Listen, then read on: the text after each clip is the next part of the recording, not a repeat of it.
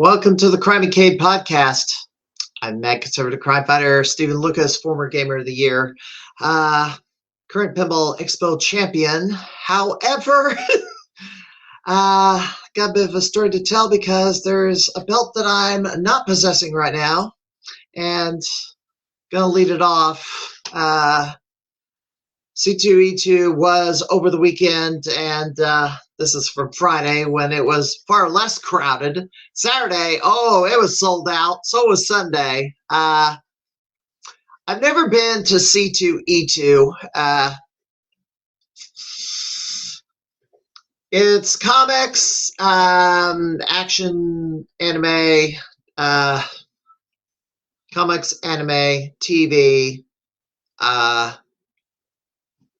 basically comic book hairs and stuff. There is some gaming stuff there, obviously, and quite a number of actors were there too. If you're a wrestling fan, Sting was there. There were some people from formerly from WWE, now with AEW. There were actors from various TV shows. Obviously, the Power Rangers.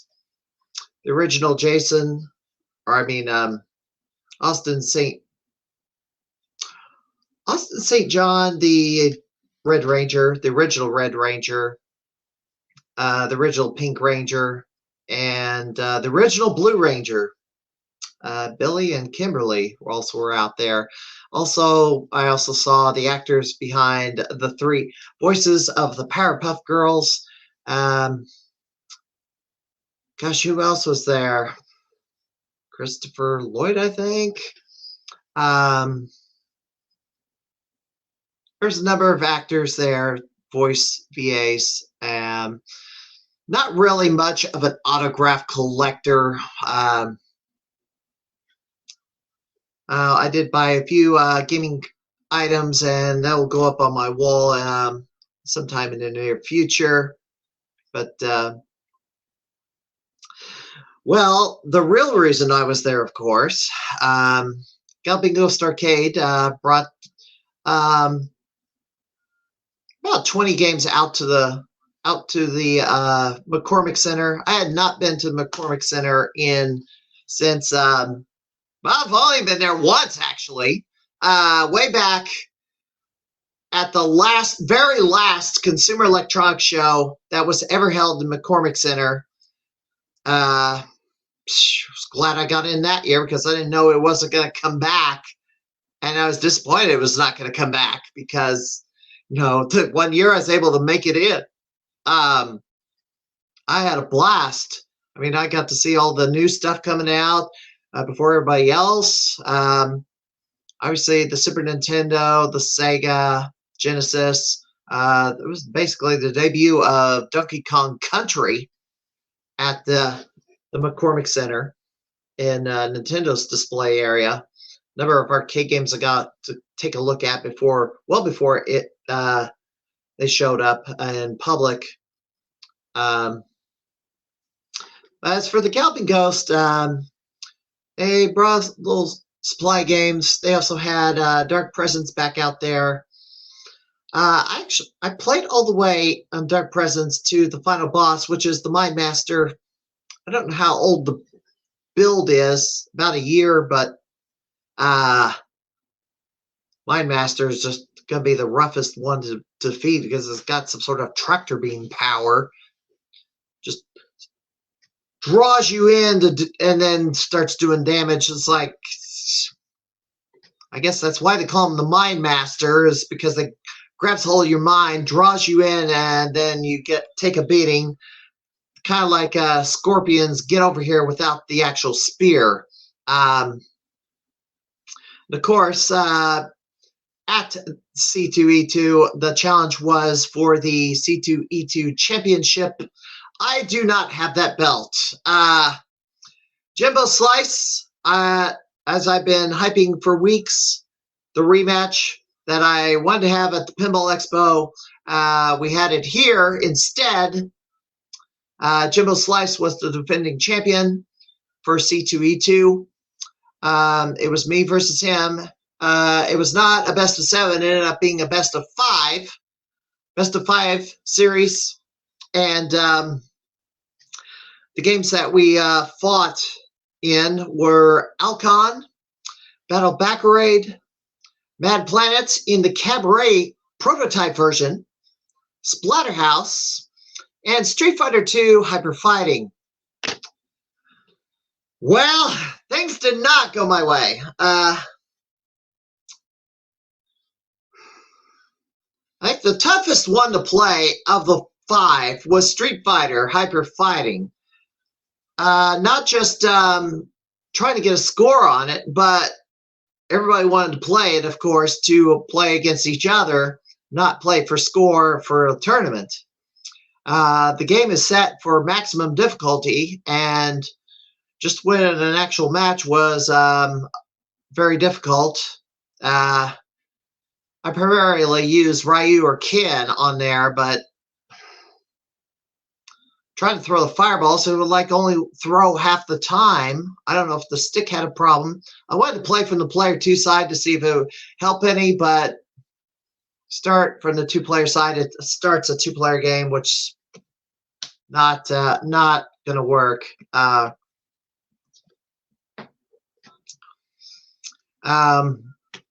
Jimbo Slice got a lead pretty quick, and it seems like, even though I get a lead on, Alcon was the only game that I got a higher score than Jimbo Slice, unfortunately.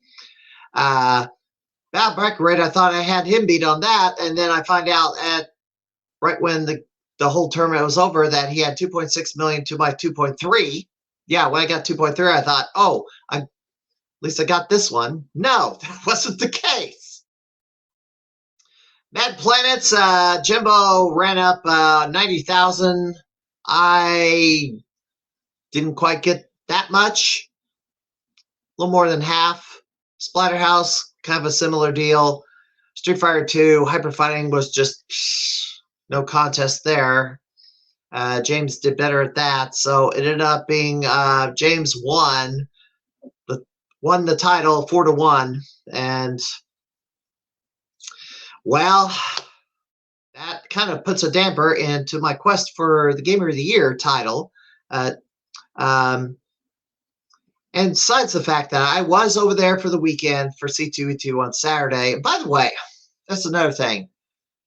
They kept saying go out there and get your will call tickets early because you're going to be waiting in line for over 30 minutes. Well, I didn't wait in line 30 minutes at all. I walked right in and got it and got out. Saturday morning. The real wait, however, was getting into the McCormick Center, just the park, because there was like Lot A. There was like some sort of issue going on, and we were all just kind of stuck. Nobody was moving. Finally, they got some people to direct traffic to get people in and got us into one of the convention floor spaces, which was turned into parking. So it ended up being an easy walk into the convention floor and an easy walk out, and made a couple of trips to take things back to the car and stuff. But current standings, power rankings, right now, well, as you can see, Andrew Iwasco is still in the driver's seat, still the Ghost Rider. He's going to be the Ghost Rider for quite some time because he's got a 50-score lead over Pete Hahn. I don't know if Pete Hahn's ever going to make a run to try to catch him, or if somebody else wants to make a run, but one of my predictions for the end of the year was that he was going to get to 200 house highs at the Calvin Ghost, which would be about 1/5 of all the games at GGA. The other contenders on the list, you know, Jamie Tibbetts doesn't come to GGA hardly these days. Maybe when I get him on the podcast, I can find out why. Chris Plackey shows up every once in a while, not very often. Mossy's has been starting to come around again. He's one of the few that I thought would have won a Gamer of the Year title by now, but I mean, if things are wide open, he can make a run for the belt. He's just got to have the motivation and the time. Rounding out the list, John Liming, still in there. Pete Gorse. Well, Liming has traveled in from Texas. Matt Walters has been coming around a little more regularly. Ryan Skillo moves up to number 9. He has not been at GGA for quite some time. I don't know what happened to him. Eric Pearl, it's obviously in Canada. Can't only come maybe once or twice a year. Zerst, the reigning and defending Gamer of the Year, has not been back to GGA that I know of since he won Gamer of the Year. So I assume he will be there for T20. He always is, except for 2020. James White fell out of the top 10 for the first time in, I guess, forever. Ranked number 12. This is the lowest. Actually, this is the lowest I've ever seen him ranked. And of course, I'm sitting at number 13. As you can see, coming up from the underside, moving up the list, Jim Patzer and Fat Chris are trying to move up. Although Patzer lost a score recently, and I'll ask him about that in a bit, because I have him as one of the contenders. And speaking of that, it's 3 months and 3.5 months till we have a new Gamer of the Year. August 13th will be the awards ceremony. Right now, Andrew Wasco, once again, the front runner, and I think he'll be the front runner forever until he stops coming to the arcade. So he's the front runner. He wants a 3rd title.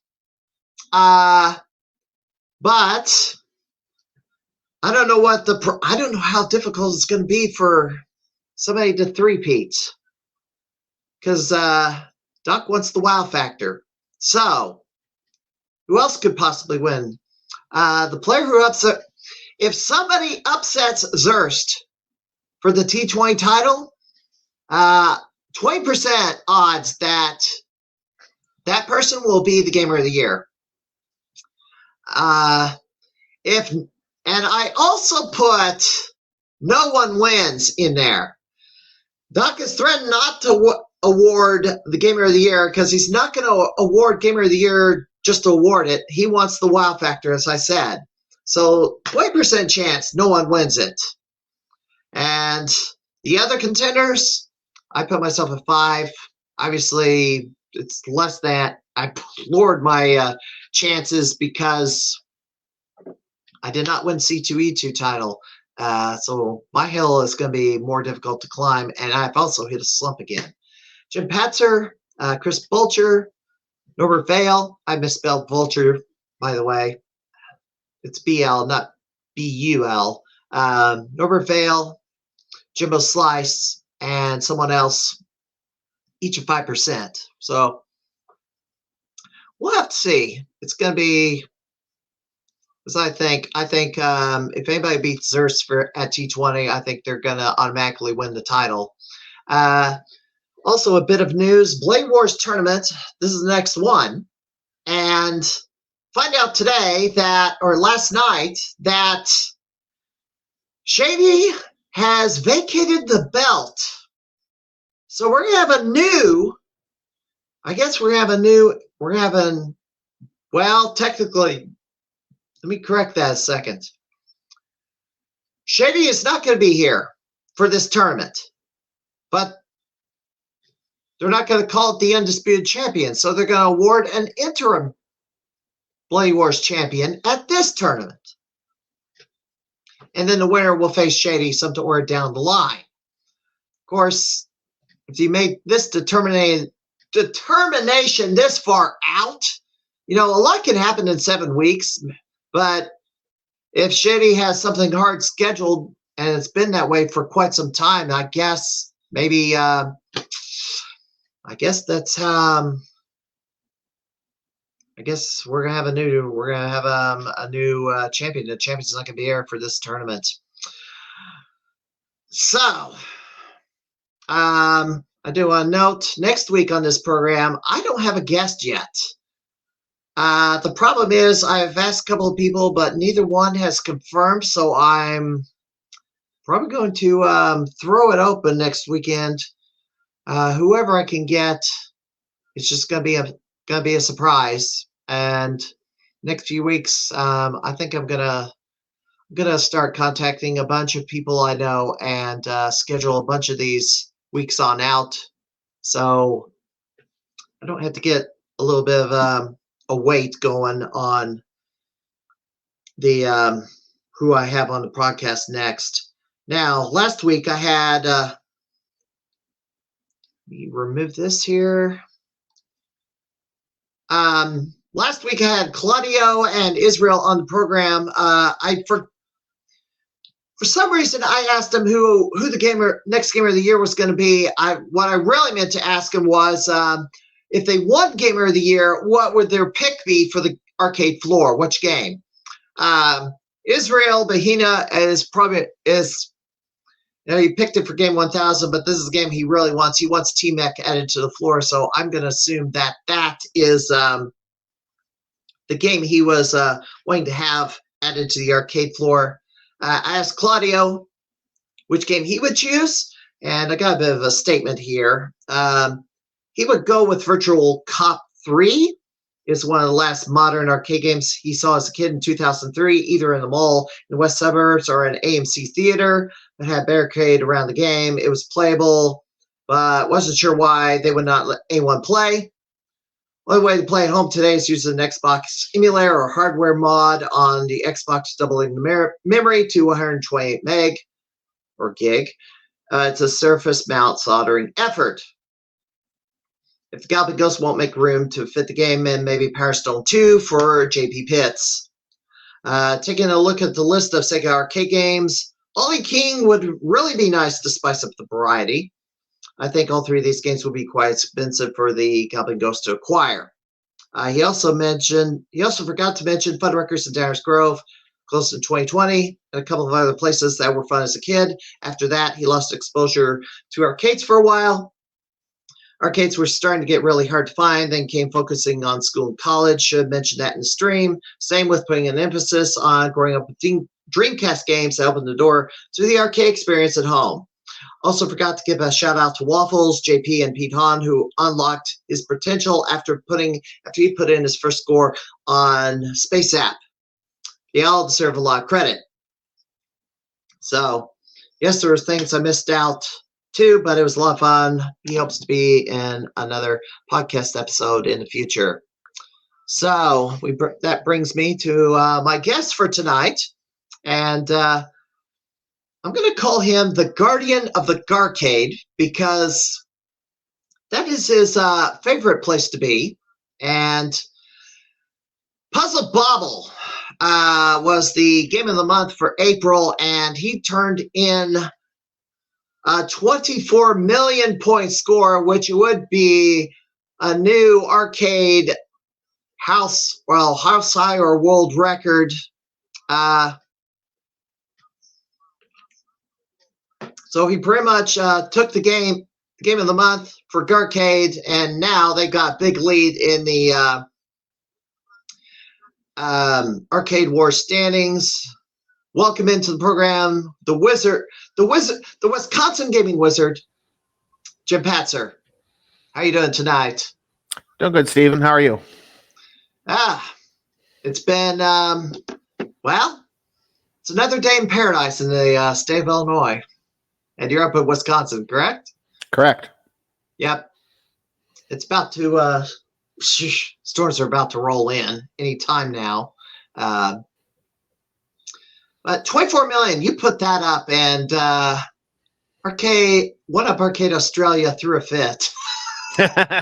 Yeah, they were certainly animated about it.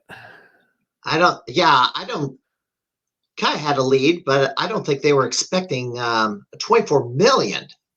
I mean, that was pretty impressive because you were much higher than everybody else that put a score in.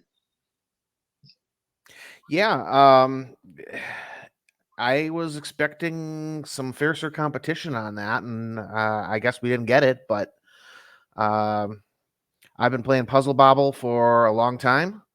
I've got the aiming mechanisms down pretty well, so it wasn't too big of a challenge for me to put up a score like that. I've got to grab this. I'm going to put this up on the screen. There it is. 24 million. And I wanted to put a score in for. Let me see I wanted to put a score in for Galloping Ghost. See, this is 14 million here. That's the high at Galloping Ghost. So if they ever get the freaking monitor fixed, which is why Galloping Ghost sat out. Mm-hmm. I've asked them to move the cart to a working Neo Geo so we could put scores in, but no dice. Not priority. C2E2 took priority. Canton took priority. Yeah, it was a busy month for you guys. Busy month, yes. Yeah, look at this. 24 million. The second high score was put in by Jamie Tibbetts at the Underground Retrocade. He's pretty much stayed there. He hasn't come to GGA lately. So let's talk about you for a minute. So let's start off. What was your first arcade? What was your first video game that you ever played? The funny thing about that is I actually do not remember. I was very young. I don't think my parents ever documented it. They probably never expect that I would end up being so into it. I don't know. I do remember when I was young, my family had an Intellivision, an Atari 2600, and a Pong machine. And some of my favorites from that era were Pac-Man and Mario Brothers. On the Intellivision, there was Snafu. On Atari 2600, Pressure Cooker was a favorite. Intellivision, Astro Smash. A bunch of great titles, but which one was my first? Yeah, I honestly could not tell you. What did you, let's say this way, what did you play most often? What was your favorite of the bunch that you were playing all the time? Mostly Pac-Man and Mario Brothers. Donkey Kong as well. Was also a fan of Junior Pac-Man. Jungle Hunt. Keystone Capers was a good one. Just a bunch of classic games from that era. Now, do you have any idea when you had your first experience with a arcade cabinet? Not really. Or in a video arcade? Not really. Yeah. Boy. Back in the day around these parts, we had an Aladdin's Castle. We had a Timeout arcade. I could not tell you which one I visited first. But those were the two growing up, where I would go whenever I was allowed to. Both fun places, lots of fond memories. And what did you, which arcade game did you play a lot of early? But for me, it's Space Invaders. Okay. I remember the original Teenage Mutant Ninja Turtles beat 'em up being a big attraction for me at that time. I know I was very into Pac-Man games. Pac-Man, Ms. Pac-Man, Super Pac-Man. But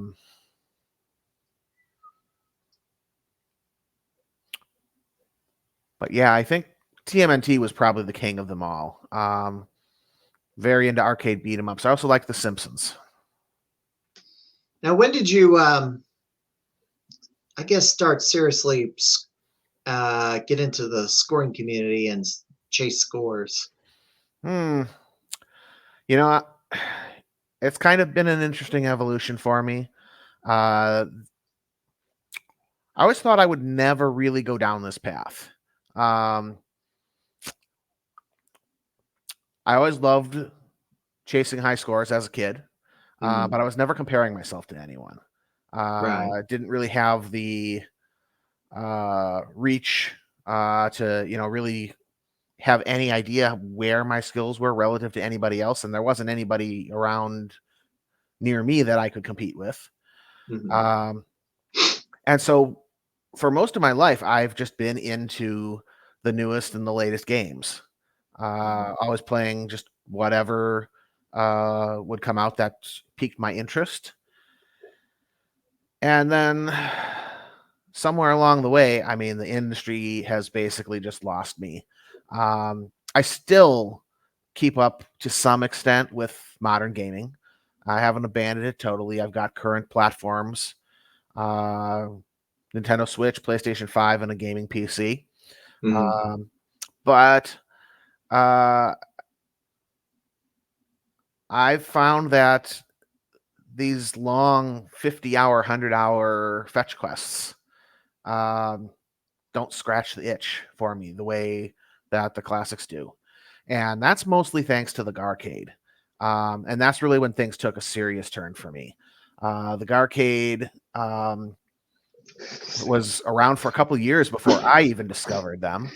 And at one point, they acquired a Baby Pac-Man hybrid video pinball machine, which is now one of my all-time favorites. It's actually something that I had never played before. I'd had the opportunity to see one at a show once, but it wasn't playable. And when I found out that they had it, and I was like, wow, there's this place you can go and play Baby Pac-Man. I went out there and just with the intention of playing Baby Pac-Man, no other reason. But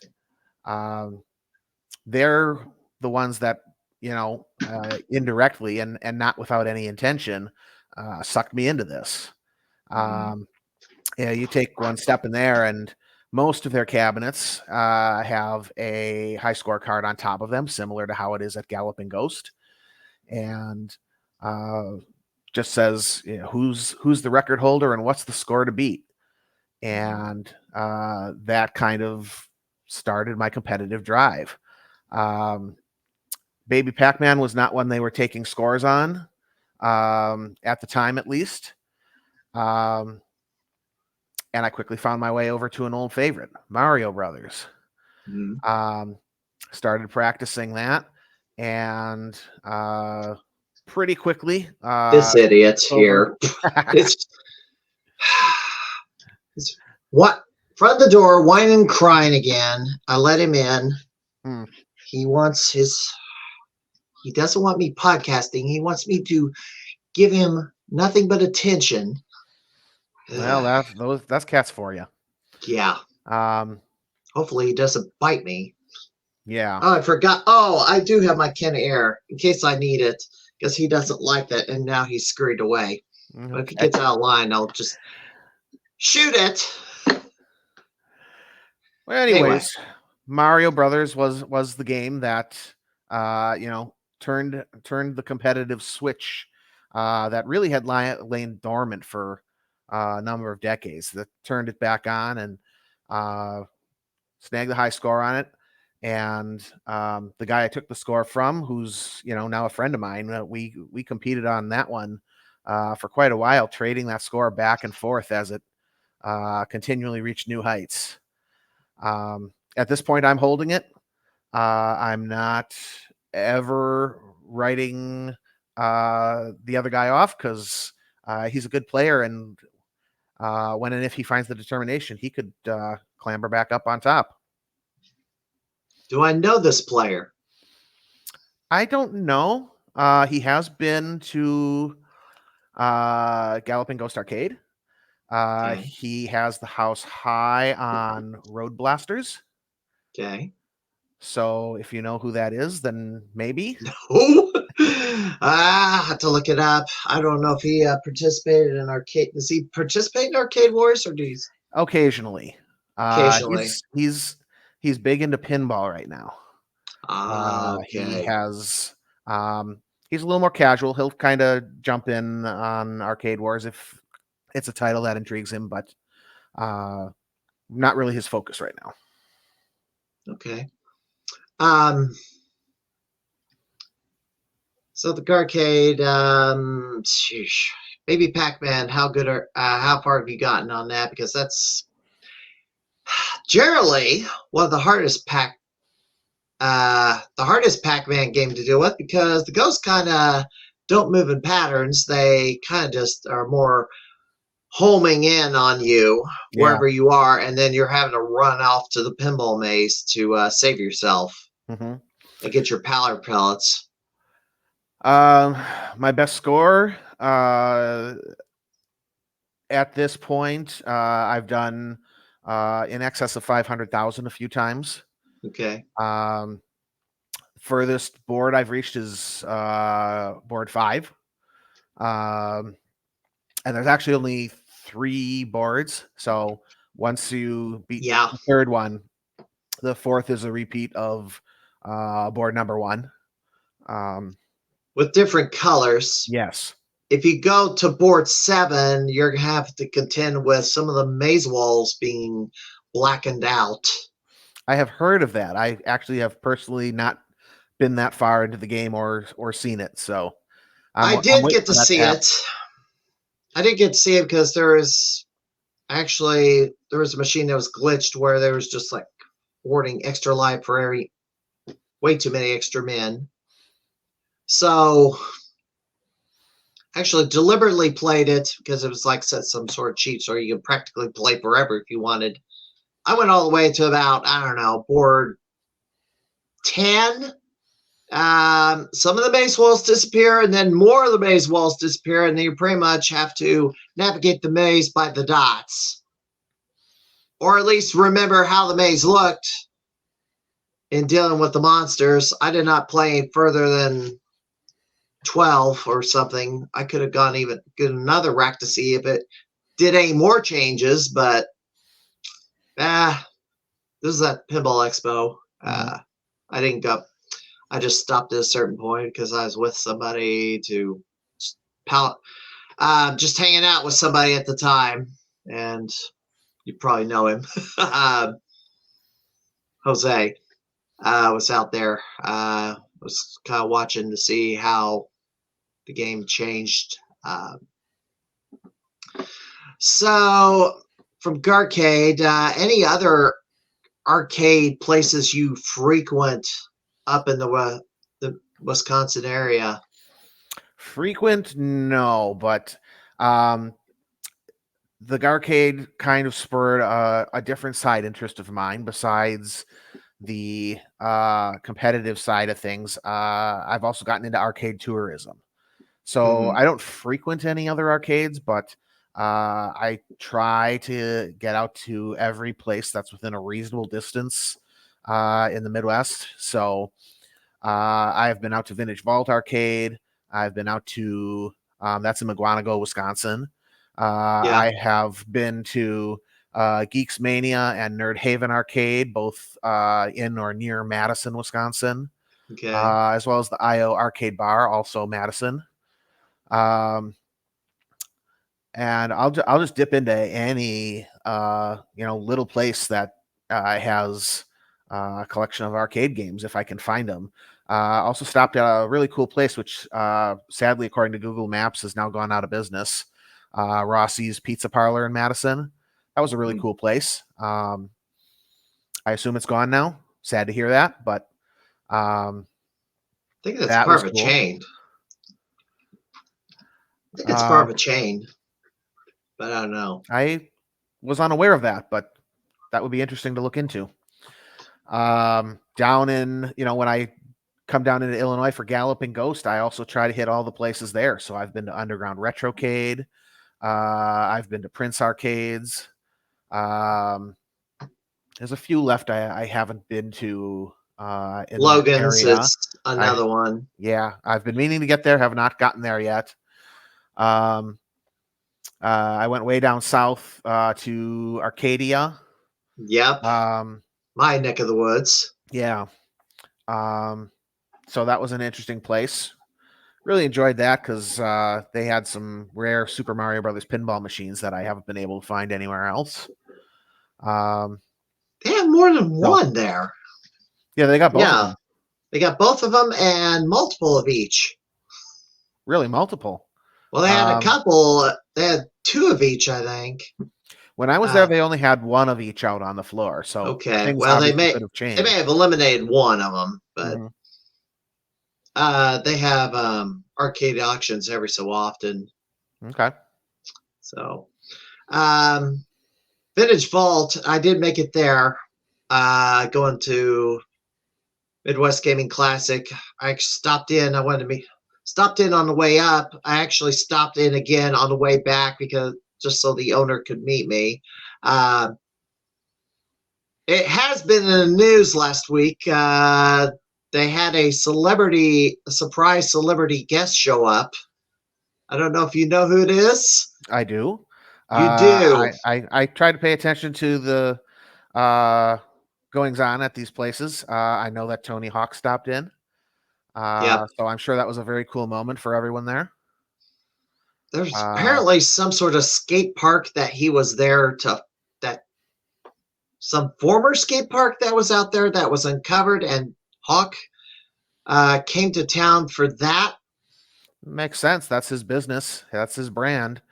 He's definitely a legend within the video games industry himself as well. Back when I was, keeping up with the latest and greatest, I definitely played my fair share of Tony Hawk games. And there's been requests for Top Skater as to add to the arcade floor, or at least a Galvin Ghost. I don't know where Top Skater is these days, if any of the arcades in the Midwest have them. I have not seen it anywhere. Not seen it anywhere. Okay. So what is your favorite genre of games? It's hard to pick one favorite. That's a group. Maybe platformers or maybe puzzle games. One of those two is probably top, but it's a pretty even split. Platformers, I'm a big Mario fan. So all the Super Mario Brothers games, of course, obviously I'm into Mario Brothers and Super Mario Brothers. And I just enjoy every game that tries to be Mario but isn't quite. Sonic the Hedgehog, Crash Bandicoot, Spyro the Dragon, Kirby. Those are some, top-notch platformers right there. And puzzle games, obviously. Puzzle Bobble, Tetris. There's quite a few others that are not so big on the arcade scene that I love. Wario's Woods is an all-time classic. Thinking of arcade games, of course, there's Block Seed, which I wouldn't call myself a fan of, but it turns out I'm good at it. So it's a Tetris clone with Flicky as a guest character to drop power-ups in. So some of the house highs you have at Galvin Ghost.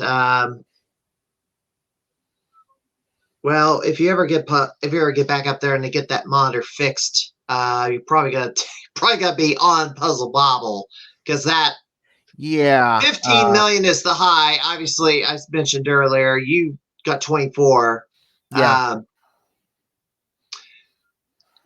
I did do a live stream of that. The key is basically load a bunch of bubbles on a stick and knock off the top to drop a pile. Mm-hmm. And if you knock enough bubbles down in one group, you get like over 1 million points. I assume you did that like to get 24 million. You did it multiple times. That's correct. I mean, that's the strategy. How difficult was it to pull off? Because those colored bubbles appear to be random, and then you gotta get the angles right. Yeah, well, they're not as random as you might initially suspect. There is a randomness to it, but the game favors certain colors based on the way the playfield looks. It tries if a bubble is completely closed off or difficult to reach, the chance that that's going to come up in the RNG is way down. If it is closer to the bottom and or paired up with a second bubble of the same color and therefore easy to match, that raises the odds that bubble is going to appear for you. So to some extent, a skilled player can control a little bit the feed of bubbles that they get. Okay. And that's kind of where you want to be, is you want to be thinking about, where am I placing these bubbles? When I fire this next bubble, what is that going to do to the RNG? Am I going to be blocking off a color that I need to come up later? Am I going to be raising the odds of getting more of this trash bubble that I'm just trying to throw away? At the end of the day, it's all still random. And the bottom line is the 24 million was my best run, but it was by no means my only run. Right. And there were plenty of failed attempts that I made to try to, get in the ballpark of that score and even beat it. So, 24 million is a big number, but it's not one I can do consistently. So, that was a game where almost everything went right. Almost. And that's kind of the challenge. I had a question there and I lost it. I didn't know there was an RNG. I thought they were just coming up random, and then it's like, oh, now I'm in a situation where I can't get the color I want to lower the stack down before it hits the bottom, because every, I don't know, few bubbles, something pushes down from the top. Yeah. And that's a difficult thing to get the hang of. And mostly what you want to do is you got to be patient with the game. It will give you a warning before it drops. I mean, it's not time-based. It is based on the number of bubbles you throw. But the way that it works is, and it's my understanding that this changes throughout the game. It's not consistent, but there's a number that the game sets on certain levels. And then from that number, it determines how many throws you get before it's going to lower the ceiling again. And that's based on the mystery number that you don't actually know. It's probably documented somewhere, but I don't know what it is. And you take that, and from that you subtract the number of colors available in the game that are missing from the playfield. If I'm explaining that right. In a nutshell, the easy way to think of it is the fewer colors you have left remaining on the playfield, the faster that ceiling is going to start dropping. So when you're on a stage that has the maximum of all 8 colors, you've got more throws before it drops the ceiling. But as you start eliminating colors, it's going to raise the stakes. It's not going to take it easy on you. So you do want to knock out colors as you go along, but you have to be prepared for the fact that the ceiling is going to start dropping quicker when you do. Some of the scores you do have the house high on are at GGA. Let's see, Rainbow Islands, you max the score out. Actually, I think you extended the score beyond the max out. That's correct. Using a special, there's a certain thing you have to do in the game where it'll add the 10 million digit to the score up top. I'm not sure how that is revealed, but there's some way to do it. You had Toy Pop. I think you still do. I don't. You don't. Okay. Andrew took that one some months ago, actually, and I have not had time to go back and contest that. So I know you have. I don't know if I can even beat the score he set. He put up another 3,000, and I pushed myself to, my current limit last time I was there, but practice can change things. So I'm not writing that one off yet. You also maxed out Dig Dug 2. Got the full 10 million, got the perfect 10 million. 1 million. Just one? Oh, okay. Just one. This is the harder version of Dig Dug 2. Debatable, but I certainly understand the source of that opinion. Dig Dug 2, the older version as it's known, is definitely harder up front. I'm experienced in both versions. It is my opinion that while the newer version will take it much easier on you up front, they jam a huge difficulty spike on you towards the end. So it's debatable. The older version, I think, has more complicated layouts for the big island drops that score you huge points. But you get more of them. The bottom line is, in the newer version, you've got to play through more rounds if you're going to max out the score at 1 million, because you simply are not given the same point building opportunities that you are in the older version. And for the longest time, there have been issues with the daggone joystick. Yes. They finally fixed the dang thing. Yeah, it wasn't even perfect when I did the 1 million, but it was in better condition than I can ever remember it being. I was at GGA last year, November or October, was ready to do Dig Dug 2 then, but the joystick was not cooperating. Yeah, and even at T20 when it made its debut, I pretty much determined that there was a two-way restrictor plate on it. Oh, okay. Which Doc had to get rid of because I was trying to go up and down and I couldn't. I had an easier time going left and right, and I just lifted up the circle to look underneath and saw there has to be a two-way restrictor on it. I kind of think it needs a Pac-Man style joystick, the same as the Dig Dug, the regular Dig Dug, but I don't know what a Dig Dug 2 cabinet looked like, or at least looks like. I don't know if it was put in a if they converted Dig Dug, the original Dig Dug, to Dig Dug 2 and added the extra button, or if they just created a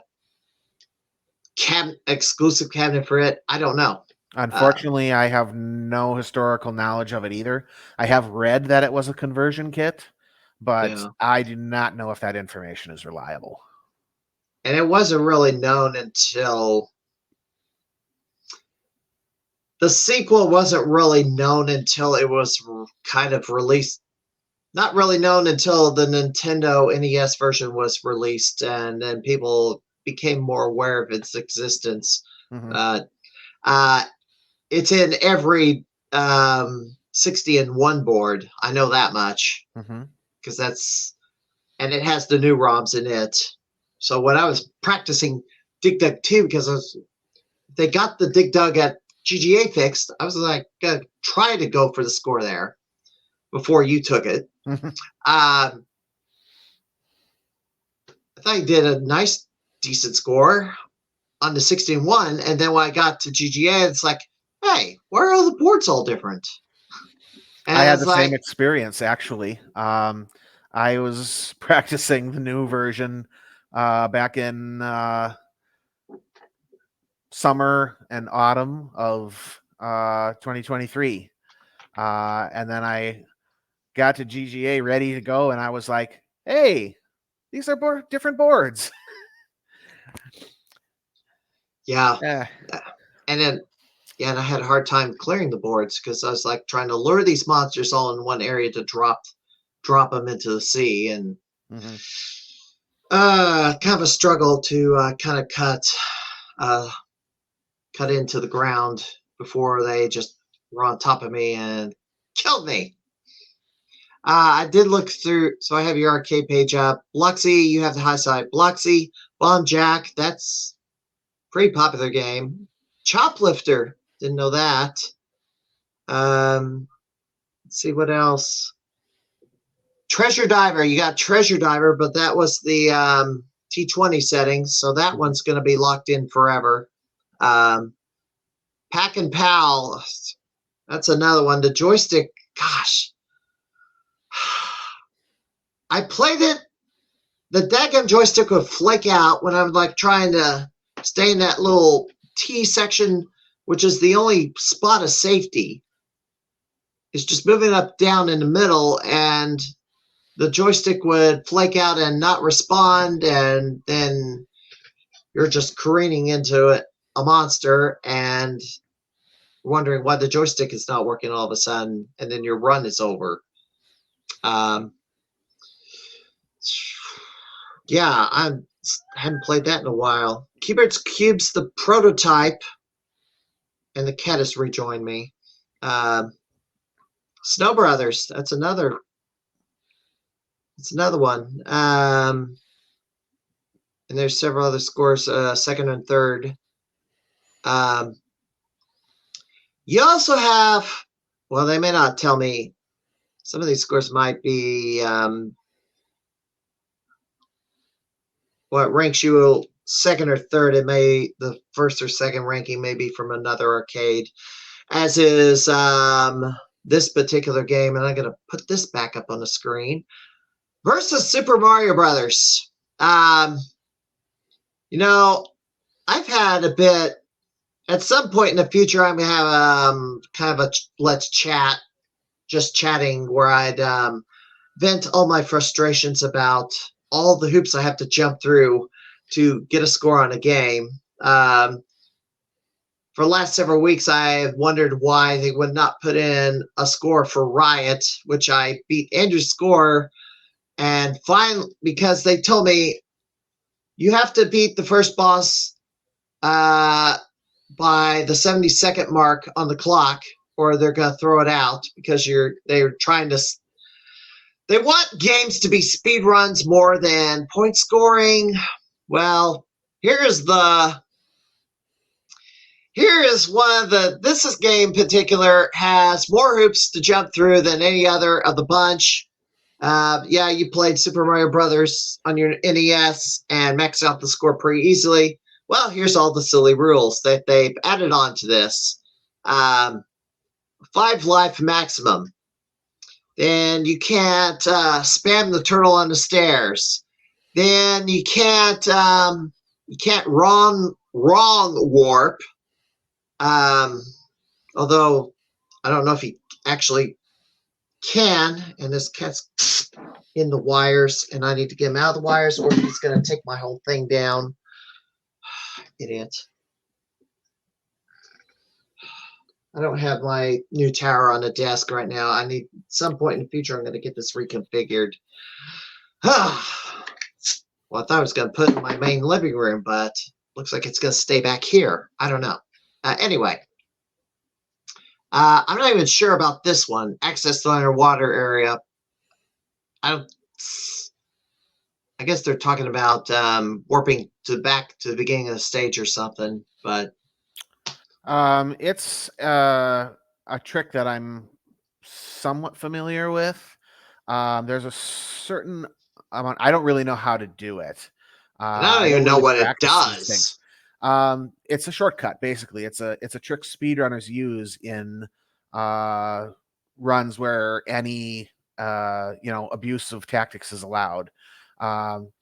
If you, I mean, it's basically a wrong warp.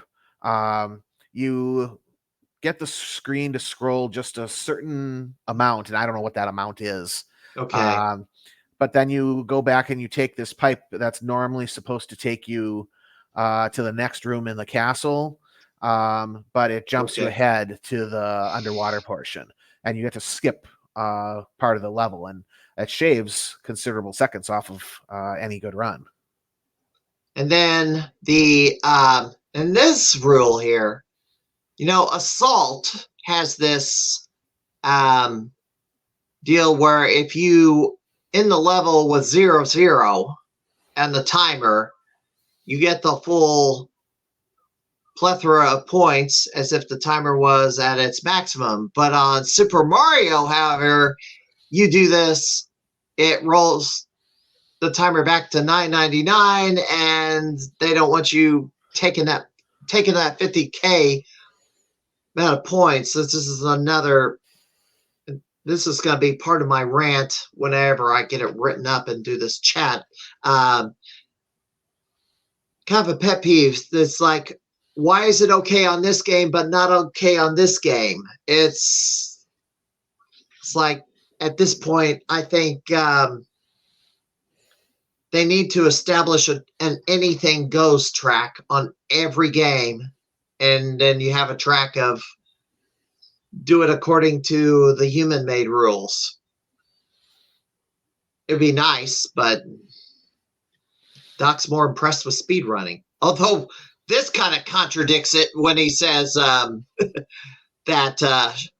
8-4 shortcut is like, you can't do that. Like, well, I thought you wanted to do a speed run. There's no points involved other than the timer.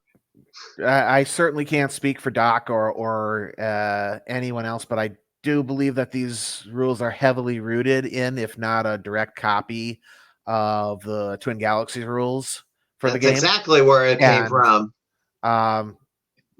There's a number of things there. I don't have any insight into Twin Galaxies either. Who made these rules? Who decided this and that? But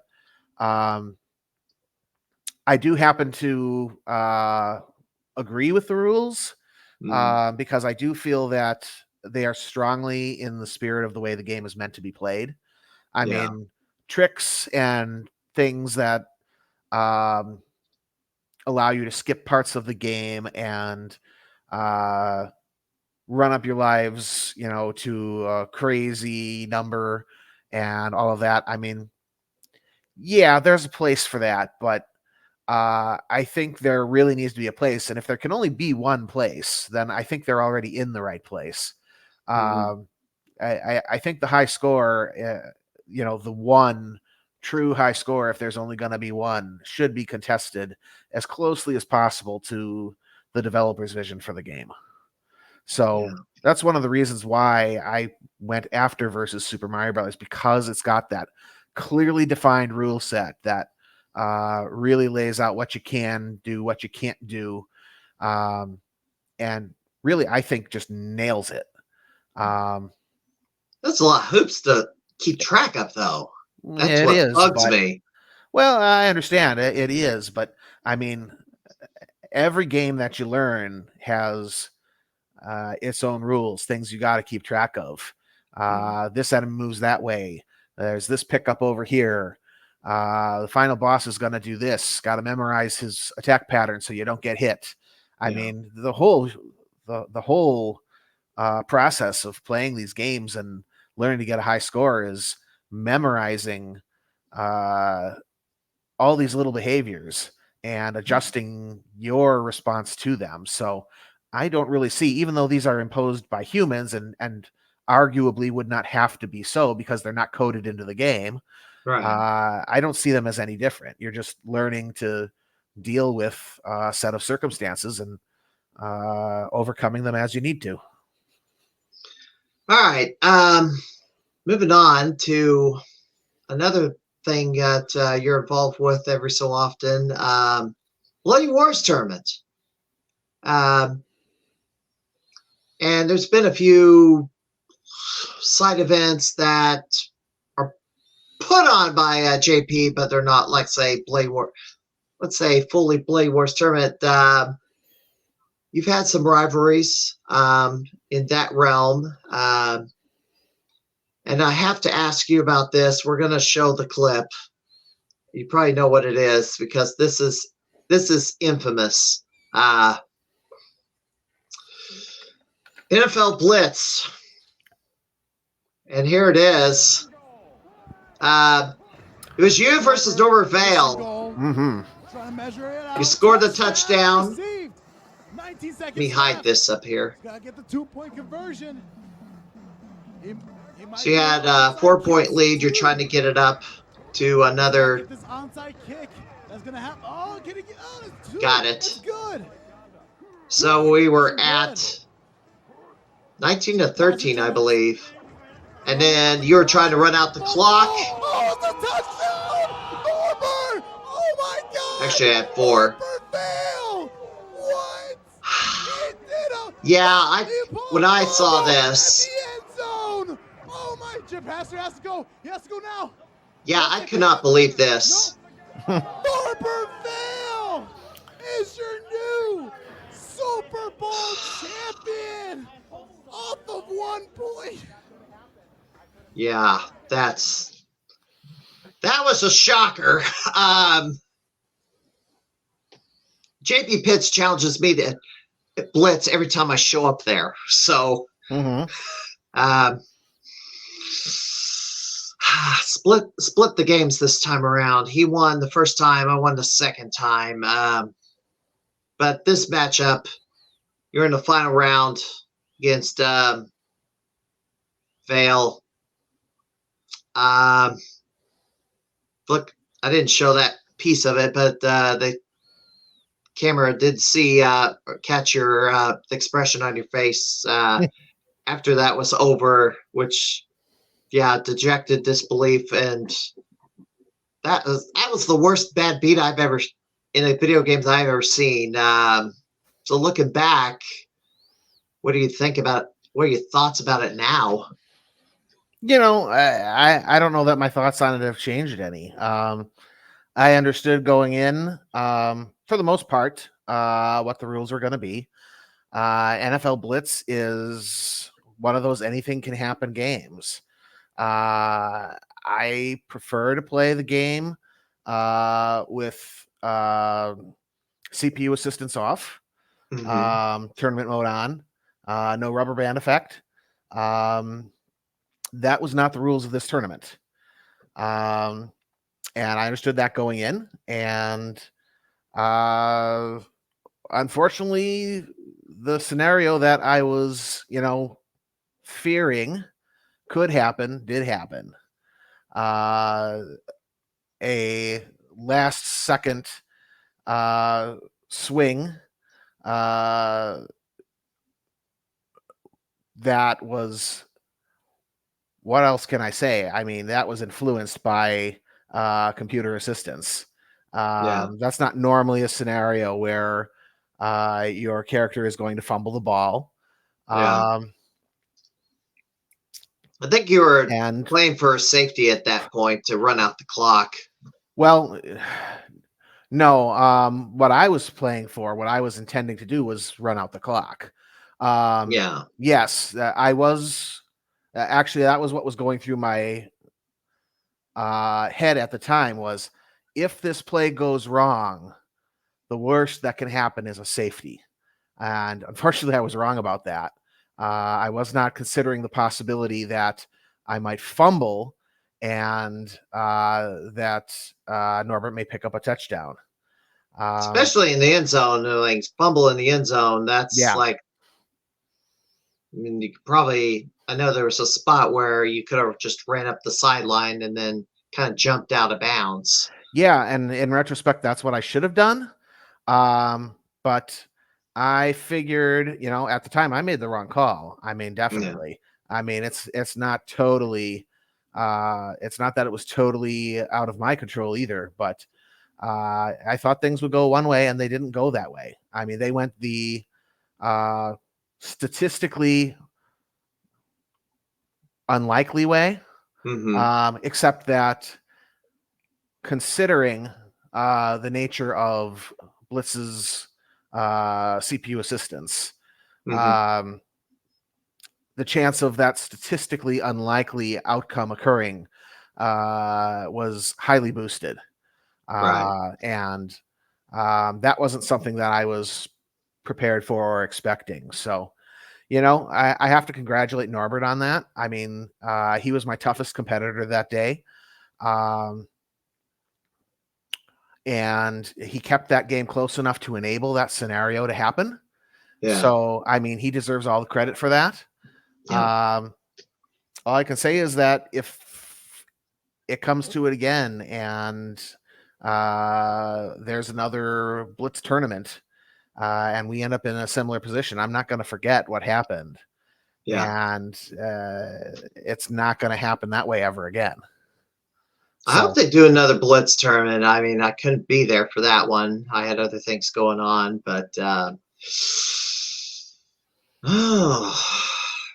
sports games aren't my forte, or I'm not that good at them. Speaking of sports, you've had several matches against Noah Rufale in various fighting games. This is one of them. WrestleMania. Okay, Sam will get her lower the volume on this one.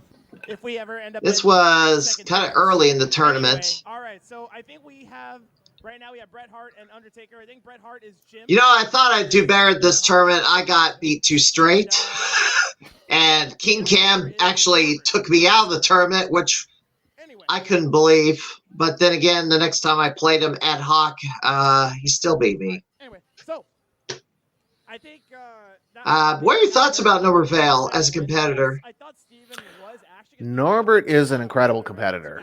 I mean, I know that when I'm facing him that I have to bring the best I've got. He's just got such a strong I'm not sure what the word I'm looking for here is. Got that warrior spirit. He's got the talent to react and adapt to what a live opponent is doing. And when I play in Bloody Wars or any tournament like this, I'm a little outside my element because I mostly stick to games where I am playing against the CPU, a single player game against the CPU. And in most cases, in games of this era, you're not playing against something you can't predict. You spend some time with the game, you learn it, you know it, and at a certain point, it's more like you're playing with a partner than rather than against something. You understand how it thinks, and you begin to behave in ways that influence it to do the things that you want it to do. And in a sense, you're kind of directing the whole show. And you can never have that against a human opponent. So the more a human opponent can mix things up and do things in a way that you don't expect, the more of an edge they have in a competition like this. So Norbert understands that, and he's good at it, and that makes him very, very tough to beat. No matter what game you're facing off against him in. You pretty much had his number at WrestleMania. I did. Yep. I got him at WrestleMania, and quite frankly, when it comes to Blitz, I got the better of him in our first match. the rules of that tournament were that when it came to the Super Bowl, there was no second chances. So Right. Norbert got a second chance to beat me. I didn't get a second chance to beat him, but That those are the that did rules. surprise me a little bit. It's not standard for Bloody Wars, and that threw me off. Like that was the one thing that I didn't learn about until right before we played that game. And it was Norbert himself who actually let me know that. So, he's a good sport, and he certainly wants things to be fair. So, I appreciate that. And but there were definitely, a lot of circumstances in that tournament that kind of came down against me. And some days that's just how it goes.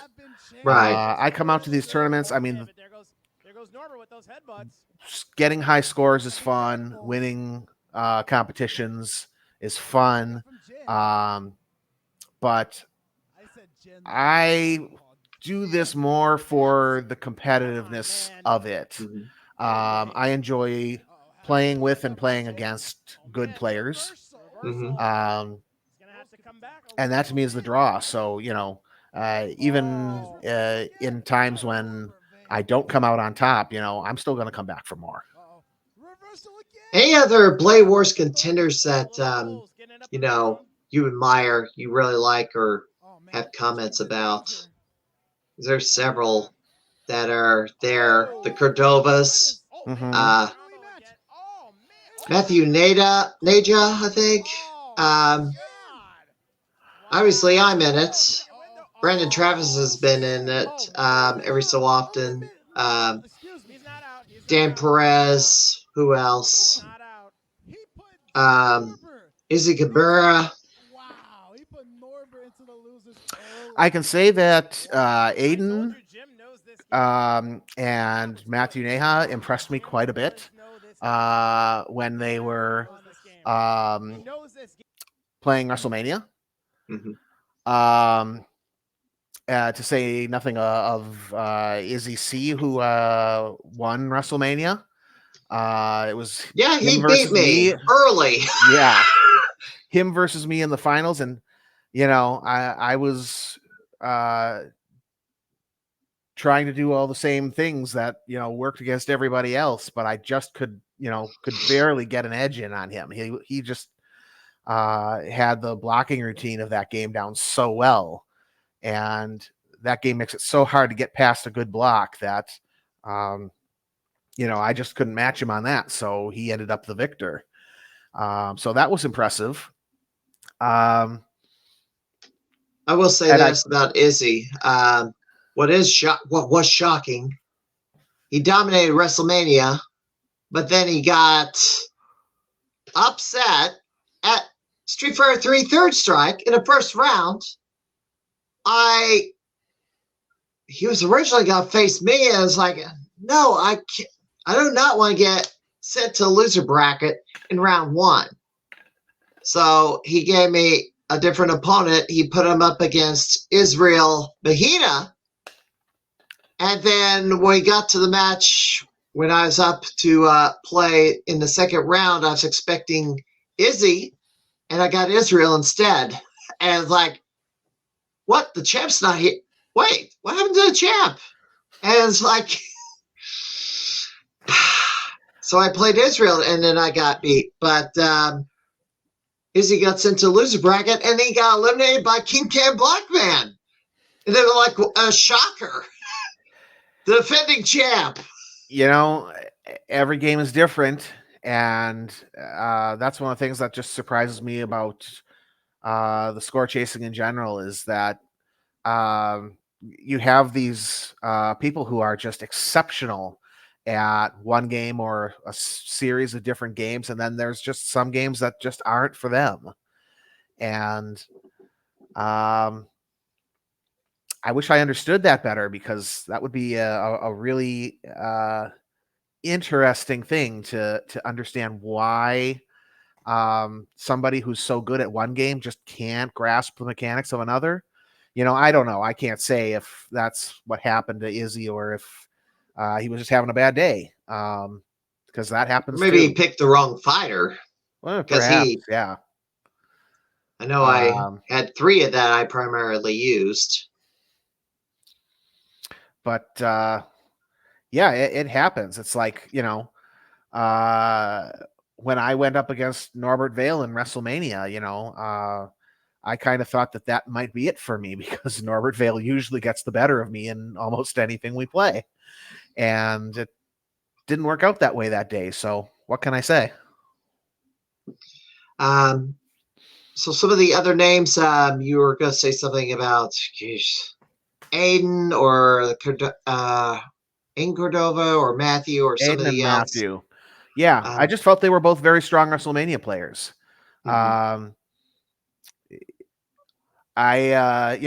It's always a little tough when you're there participating in a tournament to watch all the action. So I apologize if I'm overlooking anyone or any stellar performances, but from what I was able to see and what I personally experienced, I just thought that they were, really tough customers to beat. So certainly they impressed me that day. And anyone who's got the chops to, step up and do this and can put up a win or at least a good fight, that's impressive in my books. Now the next Blade Wars tournament is Super Dragon Ball Z. Will you be in that tournament? No. No? Never played it, and I'm not a DBZ fan. Okay. Combo Breaker is also coming up. Memorial Day weekend in Schaumburg, Illinois. That's the big fighting game tournament, and there's about 24 titles of different eras, recent and classic, involved. You're looking at that one to make an appearance and make an impact? No, yeah, sorry to disappoint, but fighting games are actually one of my least preferred genres. Really? Really. There's a few that I like. And, I'll step outside the box a little bit and compete in them when they come up. But as a whole, it's just not something that I'm really into. So Power Stone is a favorite. Yeah.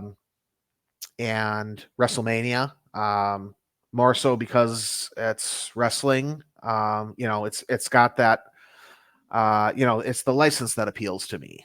It's Right. like you strip away the WWF license from it, and I probably wouldn't care about it at all. But it's that wrestling license that really pulls me into that title. You're pretty much a fan of the that era of wrestling, the late 80s, early 90s. Yeah, I've always been, even now I'm kind of a casual fan. I certainly wouldn't turn my nose up at it if somebody made a good sequel to WrestleMania with modern characters. So, those are always the kind of wrestling games that, still draw me in these days is when they take the over-the-top action that you're accustomed to seeing on TV and then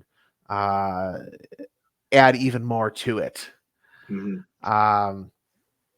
And there's been a few attempts over the years. I think probably the most notable one of them would have been WWE All-Stars, I think it was called, from a few years ago. I mean, we're probably that's probably a decade ago now. By now, yeah. There's been some others, but that's like probably the best known one that's come along. So that's the kind of thing that draws me in. I'm not so much a Street Fighter guy, but I always enjoyed the Marvel spinoffs. Yeah. Marvel superheroes is what got me into Street Fighter, more or less. Yeah. To whatever extent you can say that I'm into Street Fighter. I mean, I'm not a Street Fighter guy. I still am not. I have not played Street Fighter 6. I understand they're on 6 now. Yeah. Have not played it.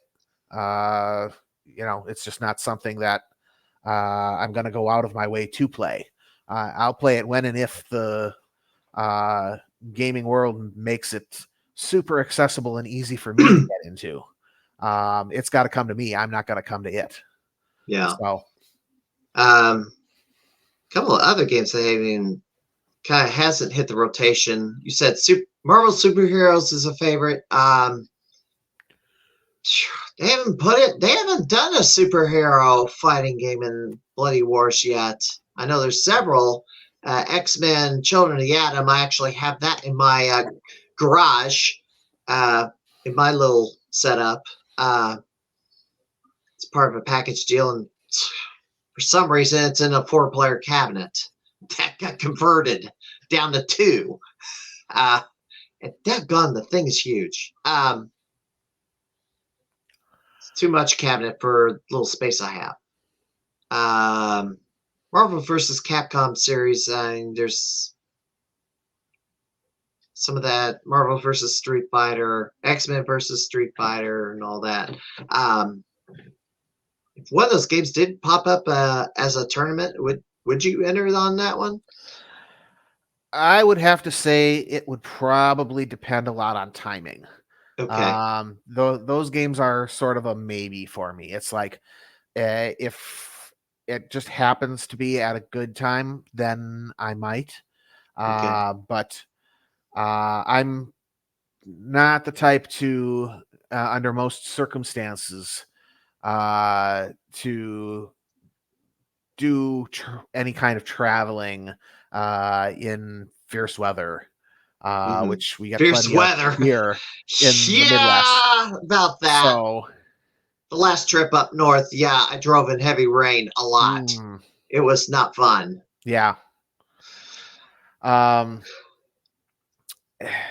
So, anytime that a Bloody Wars game comes up and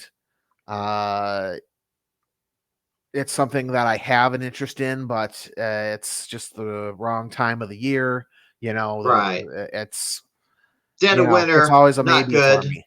I mean, I came down and I did Power Stone, but I was paying attention to the weather forecasts as it was coming up, and it was a last second decision for me to go and compete in that, and bad weather could have very well kept me away.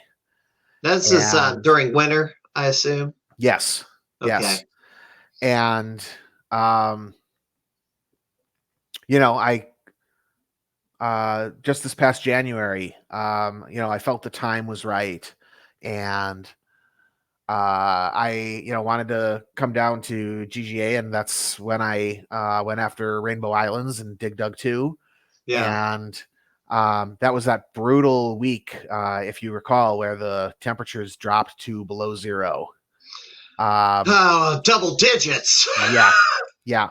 That was no fun. Yeah, in retrospect, I would not do that again. Right. That was, I kind of have always had in my head that snow is the worst thing, and I hate traveling in the snow. But traveling in below 0 weather is also equally as bad. Maybe worse. I'm not sure. It's pretty close. So at least in my car, even in the coldest weather, the car seats are heated. That has that feature. I think it would be easier to travel in the cold than a blizzard. Certainly, I've had to hightail it out of GGA earlier than I wanted because of a snowstorm moving in. A past Midwest Gaming Classic was an absolute nightmare going home. Not in Wisconsin, but when I got home to Central Illinois, the worst of the snow was in Central Illinois. It was like a debate of whether stay up there another day or try to go home Sunday night as the snowstorm's moving in. Mm-hmm. I chose to go home. Well, I got as far as Lincoln and had to stop before I got to Springfield. And I got the last hotel room in a Best Western. Fortunately, however, I had prize money from Pac-Mania tournaments. I guess I still got the trophy. And what year was it? 20. I think it was 2012 is when this happened. What year? I think it was in March. And after that, they moved the convention to April to try to get to warmer weather and not hit a bad snowstorm weekend. Yeah, so I've hit a few Midwest Gaming Classics where snow was an issue going, well, it's usually coming back, not going up. But you're local, so it's probably more local, so it's an easier for you to get home, but not if you got 300 miles to drive. Yeah. Speaking of that, we're both at Midwest Gaming Classic. What are your thoughts about the convention this year? I know they had some record attendance of like 30,000 people is the number that they reported, and Saturday the line was, gosh, all the way to the Skywalk. Saw the very end of the line, and it was just snaking around the building and then through the building. That's why I get the very important gamer package every year. But your thoughts? Well, I'm very glad that I pre-ordered my tickets. I mean, I didn't do I have never done the VIG package. But if you pre-order your tickets, there is a booth where you can just go and pick them up early without having to stand in the massive line to purchase. Yeah. So getting my tickets was a breeze. That's definitely something I intend to do in any future year where I attend, because I have made the mistake of standing in the long purchase line at previous shows. And that's not something I ever want to do again, especially not if they are drawing increasing numbers of record-setting crowds. Yeah. Did you get to do everything you wanted to do at the convention this year? No, I never do. And Nora Fail has joined us. Hey, Nora. Welcome. We were talking about you a little bit earlier about how tough of a competitor you were. Anyway, continue. Yeah.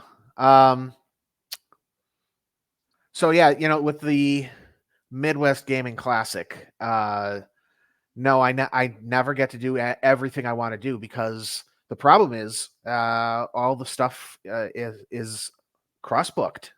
I mean, I am somebody who goes to the website and goes over the list of all the events that they're going to have with a fine-tooth comb.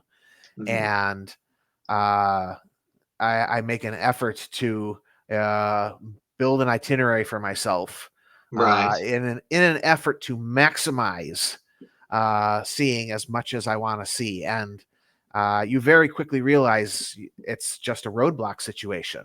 There's two things happening at the same time, and you can't possibly be in both places and see them both. And I've never done the itinerary strategy, but I don't know if I'd even recommend it. I mean, ironically, that's been my go-to for the last couple of years. That's the approach that I've taken. And both years, the itinerary has been either not complete enough or too restrictive or something, and I end up missing something that I really did want to see, even with the itinerary. So I don't know that that's even the right strategy. This year, I was aware of a company that's I forget the name of the developers, but they're building a an updated 4-player version of Food Fight, which is an old favorite of mine. It's called I didn't see it. Yeah, it's called Food Fight Frenzy, and it was supposed to be at the Midwest Gaming Classic. I assume that it was. I did not randomly stumble into it. Right. It was one that I was interested in, but somehow, in all the attempts that I made to get everything onto my itinerary, somehow that one just escaped me because it wasn't a timed event. Right. It's just a thing that was supposed to be there. And as the show came around, it slipped my mind. And I never found time to go hunt for it. The thought never occurred to me, hey, I need to go see this. And right. Now the opportunity is gone. So for now, I hope that at some point I'll get another chance. Yeah. Certainly. But yeah. I never get to see everything I want to see at the Midwest Gaming Classic because there's just too much. Frequently, I miss out on panels and presentations. There was... I don't get to do any of them because it's like they're all recorded for one, so I could watch them later, but I haven't even watched them later. So yeah. There's all kinds of, even if you're just, competition focused, tournament focused, you can't even participate in everything. No. There was there were several tournaments that I skipped over this year just because they were at the wrong time of day and there was something else I was pursuing instead. There was a Super Smash Brothers King of the Hill tournament of some kind. Yeah, I wouldn't stood a chance. I probably wouldn't have either, but I would have liked to try, and I just couldn't. There was something else going on, and I can't for the life of me remember what now. But it was just it just ended up being something that I had to push aside. I will say this. We'll say this. I did, if there's any sort of itinerary deal, I did program my phone to give me a warning about particular tournaments I was going to enter. And at least I got that. I didn't enter everything, obviously, but there's a lot I just avoided by choice. Classic stuff, yes, I wanted to get in on that at least, because last year I had kind of a windfall, which we'll get to that in a minute. But the stuff that you did get to, go ahead on that. You were going somewhere. So, there were a few other cool ones that I missed, but definitely, we can shift gears and talk about the ones that I did get to participate in. I had the chance to go after just an all-time personal favorite of mine, Crazy Taxi, which of course we both participated in. So, that was fun. I participated in the NES remix, Nintendo World Championships remix competition. And I got involved in the Dr. Mario regional tournament. I'm not sure what the official name was. Yeah, there's been, a little bit on that. Chris Bidwell has been kind of hyping up a documentary on Dr. Mario, A Love Story. I guess a couple who met each other playing Dr. Mario, and then now they're entering tournaments together. So that's being showcased at a film festival in the near future. But it's DRM, I guess is what they're calling this regular tournament setup. That's touring the country, I guess. Mm-hmm. I don't know if it's an offshoot of Classic Tetris or if that's with the same organization, but I know they had that there, and I lost again. I did participate in that. And I was like couldn't do squat. Tetris is one of those games. It's like the people who go after that, they practice so many hours. Yeah, it's just. Well, I didn't do that one, but yeah, Dr. Mario, the head-to-head thing. Okay. I got squashed. Okay? The regionals, or were you in the Nintendo World Championships? No, whatever they did at the convention. Well, I mean, they did both. So there was the regionals where it was just Dr. Mario. Yeah, and then there was like best of 2. Okay, that would have been the regionals, yeah. So that would have been the qualifiers.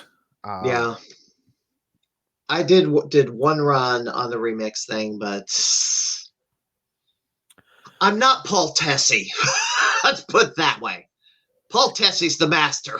I'm not. Yeah, the key to that game is, I mean, really, basically everybody is pretty evenly matched on Super Mario Brothers and Super Mario Brothers 3. I mean, those are really just things you get out of the way. And then everything comes down to how good you are at Dr. Mario. Yeah. If you're lucky, you or skilled, you get a run on Super Mario Brothers and Super Mario Brothers 3 that's a few seconds faster than somebody else. Right. And that gives you a critical couple of extra seconds to maximize your score in Dr. Mario. So it's pretty much Dr. Mario with some added fluff. Yeah. I don't know if the order of the pills or the board layouts are the same. I know it is for the 1991 Nintendo Campus Challenge cartridge.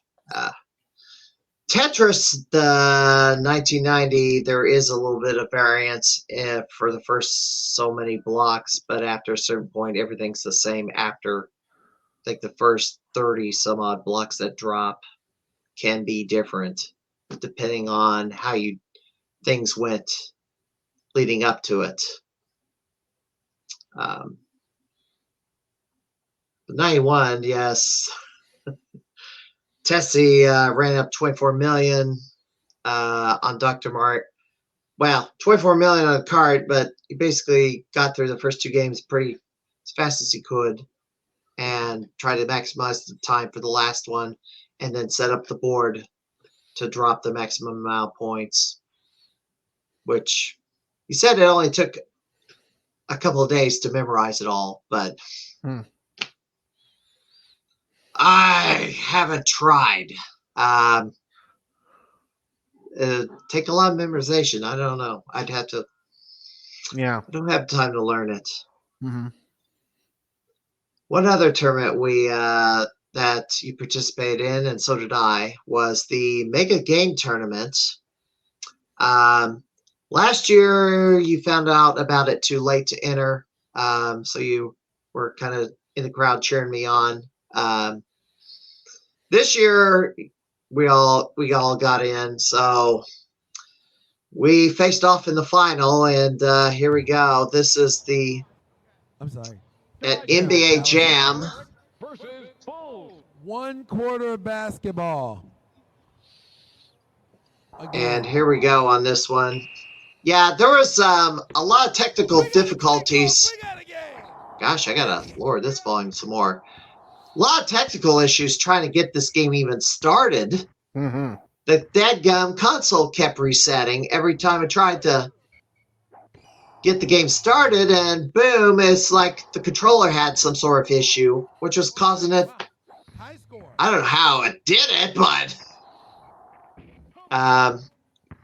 4 attempts and we finally got the game going. You took. I played the Bulls. You played the Mavericks. Why the Mavericks? The Mavericks was a pick that I made after. Well, first of all, it was a curveball for me because, again, me and my itinerary, the website said we'd be playing classic NBA Jam on the SNES, and it ended up being NBA Jam TE. Yeah. And so, in all honesty, the Mavericks was me hunting for a team whose stats I liked, Yeah. and hoping that would work for me. And Dallas was just who I ended up with after playing and going through the qualifiers and trying several times to continually beat my score and get in a faster time on those qualifiers. I didn't start with Dallas. They ended up being the third team I tried, but they ended up being the team that I set the fastest time with. And when it came time for the finals, I was like, I'm just sticking with Dallas. They got me here. What the heck? Yeah.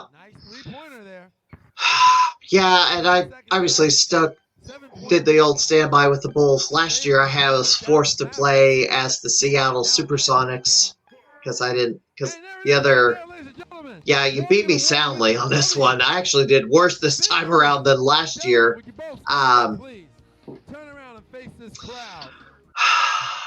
Yeah, you soundly defeated me here. Nothing went right for me. Last year I lost by 4. This year I lost by 9.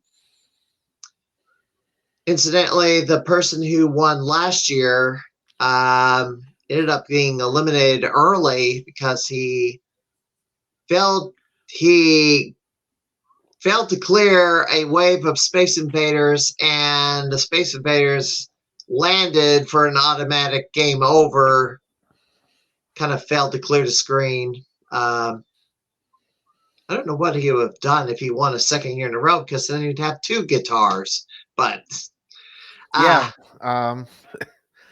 it's always been, it was certainly suggested to me multiple times that, you can just sell the thing. Yeah. So that's an option.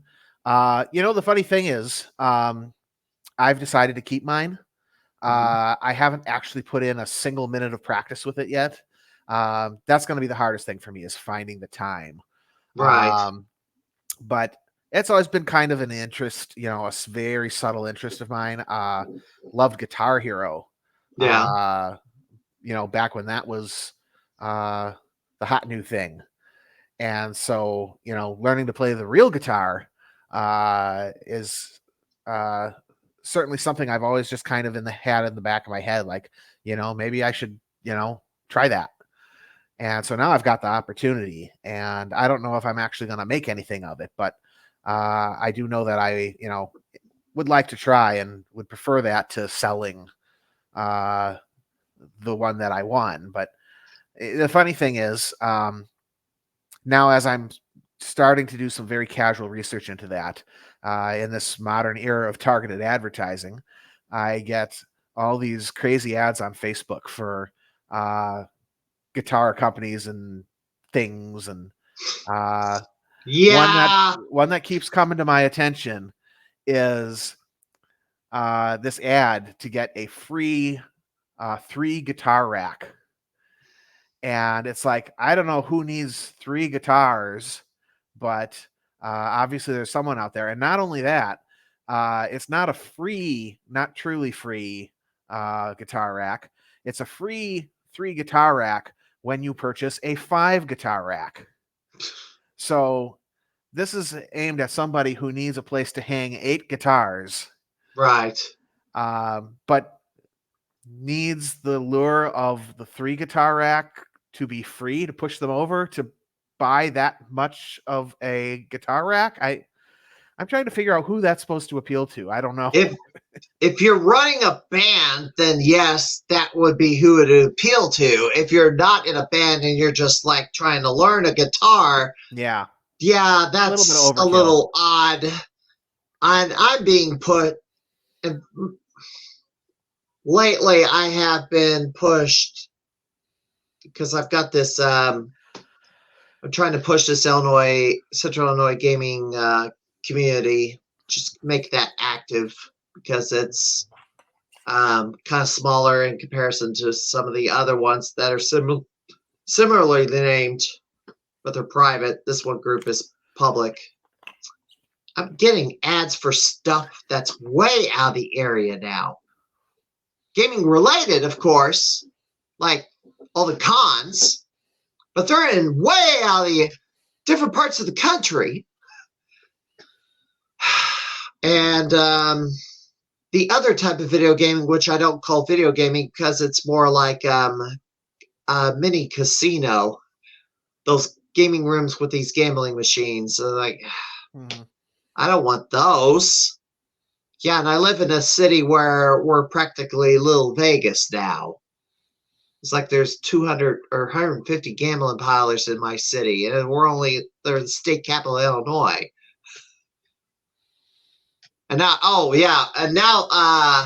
Rockford's building a casino, or is about to have one open in a not too distant future, off business route US 20, right off the I-39 interstate. Let's see. So, yeah, the games we were playing were Space Invaders and then Legend of Zelda. And another funny thing, I was almost knocked out even in that round. Somebody cleared the 2 rooms quicker than me, but was too slow to hit the button. And because of that, I advanced to the final against you, and if you hit the button quicker, I would have not been playing against you. So, yeah, that's one of those things, that's a high pressure scenario, and one of those, weird human rules.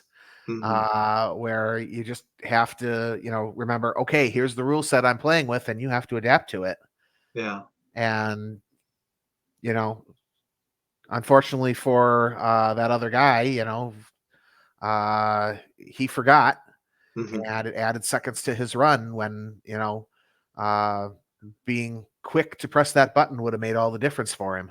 Right. And, you did a better job hitting that button than he did. Yeah. So, it's not to say that you didn't earn that. You did. You paid attention to the rules and you followed them, and the time you logged was the time you logged. Right. So. You have the guitar. Doc Beck has been pushing the Galloping Ghost guitar picks. I assume you're going to get some of those the next time you're down in Chicago. I have certainly been considering that. Yeah.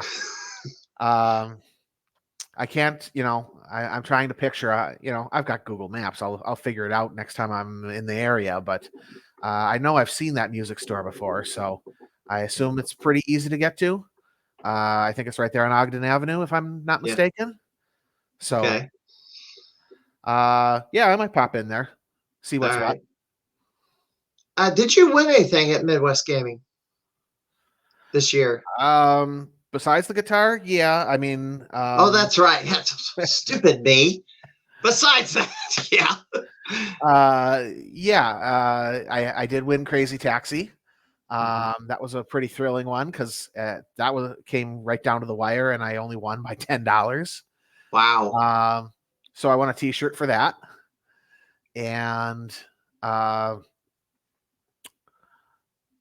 then for Nintendo World Championships Remix, came in second on that, so I won a water bottle for that. Actually, not that this one. Not this one.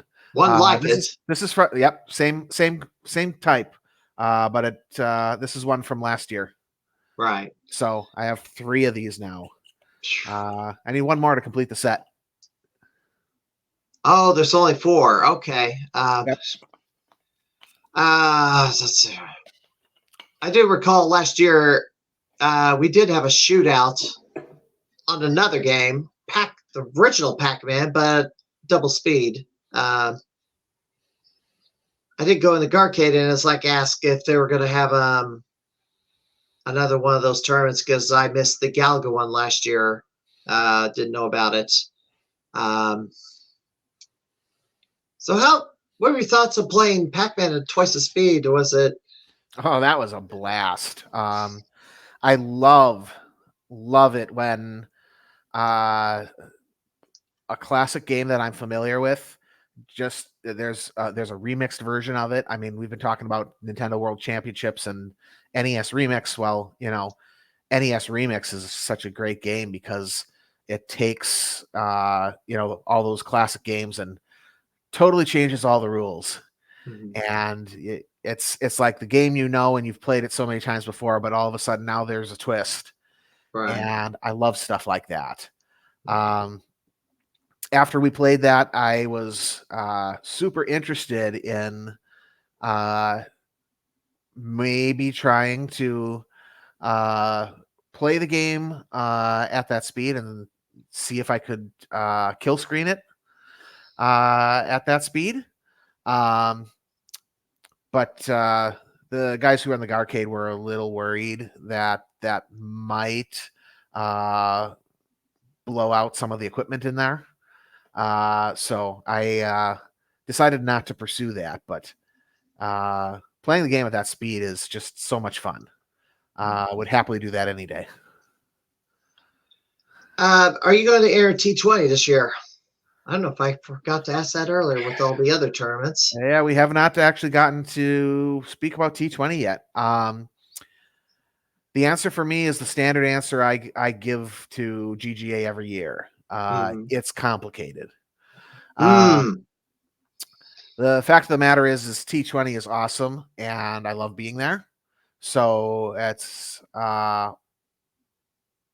always something I would love to be a part of. Right. But until we get closer to the event, it's always a firm maybe. Okay. My job, just as it so happens, always has a big event right around the same time of year.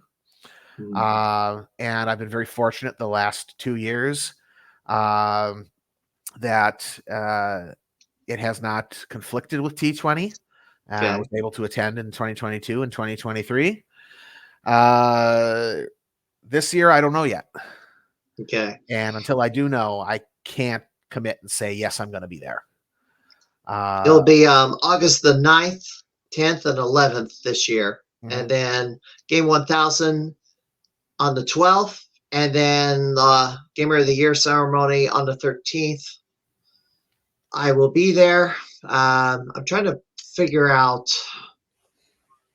because of my cats, and I have to medicate one of them, I'm going to go for T20 for all 3 days. I'm trying to figure out if I'm going to be there for Game 1000. I'm definitely going to be there as one of the former Gamers of the Year to give, the yearly speeches before the new one's crowned. We'll have to see what happens. I taking a whole week off so I can cover all bases, but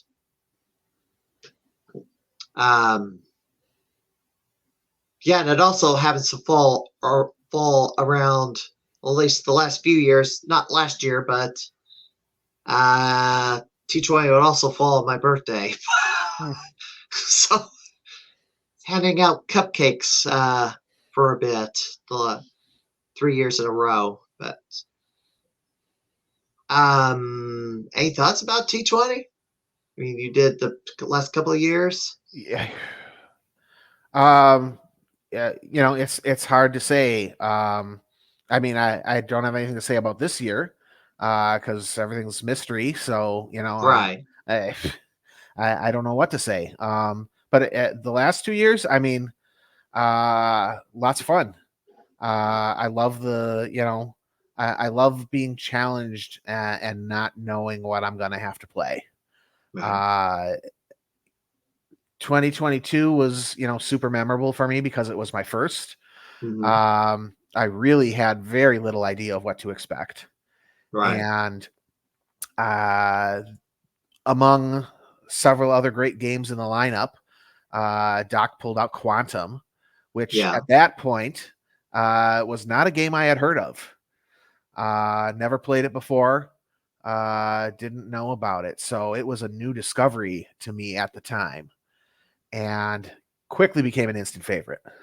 I will say that there was a restore series by, gosh, now I forgot his name, but it's John of John's Arcade did a restore series on Quantum because he acquired a cabinet.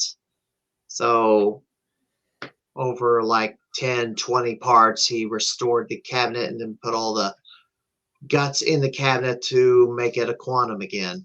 It may have been something else. I don't know what, but John Jacobson, that's his last name. That's what I was trying to remember. But I did play it in Texas, in the wild, I guess, at another gaming convention before it made its way to GGA. Any other favorites from that T20? 2022 Or I 2023 for that remember, matter? yeah, 2022. I'm a bit of a Pengo fan. I was happy to see that in the lineup that year. It was a game that at least at T20, it wasn't a house high, but it was the high score for T20 Right. that I hit on that machine. So I was very happy with that and proud of that. Trying to remember what else was in the lineup. Snow Brothers, which I did not get the high score on at T20, but liked a lot, and eventually came back around, and currently do now have the house high on that at GGA.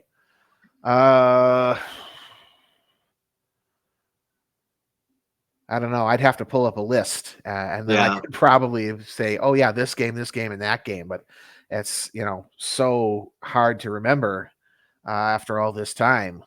Right. 2023. Yeah, they pulled off 20 new games for the floor. Games, yeah. Well, the three that ended up being the biggest draws for me were Digger. Which is Andrew took it. Andrew took that one now that it came back out on the floor.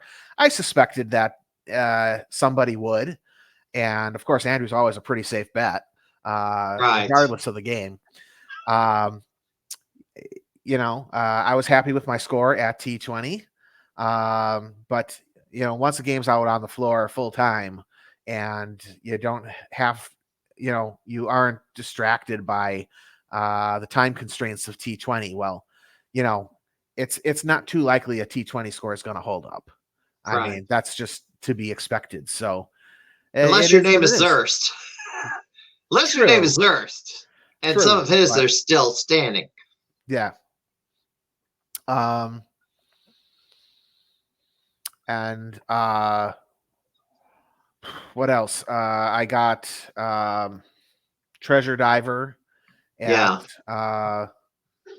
T20 2023 and Arabato, which that one also fell. I'm not sure who has it now. I think it's Andrew, but it might be Jimbo Slice. Regardless, it is Andrew. Okay. 363. That's a great score. I had trouble playing it.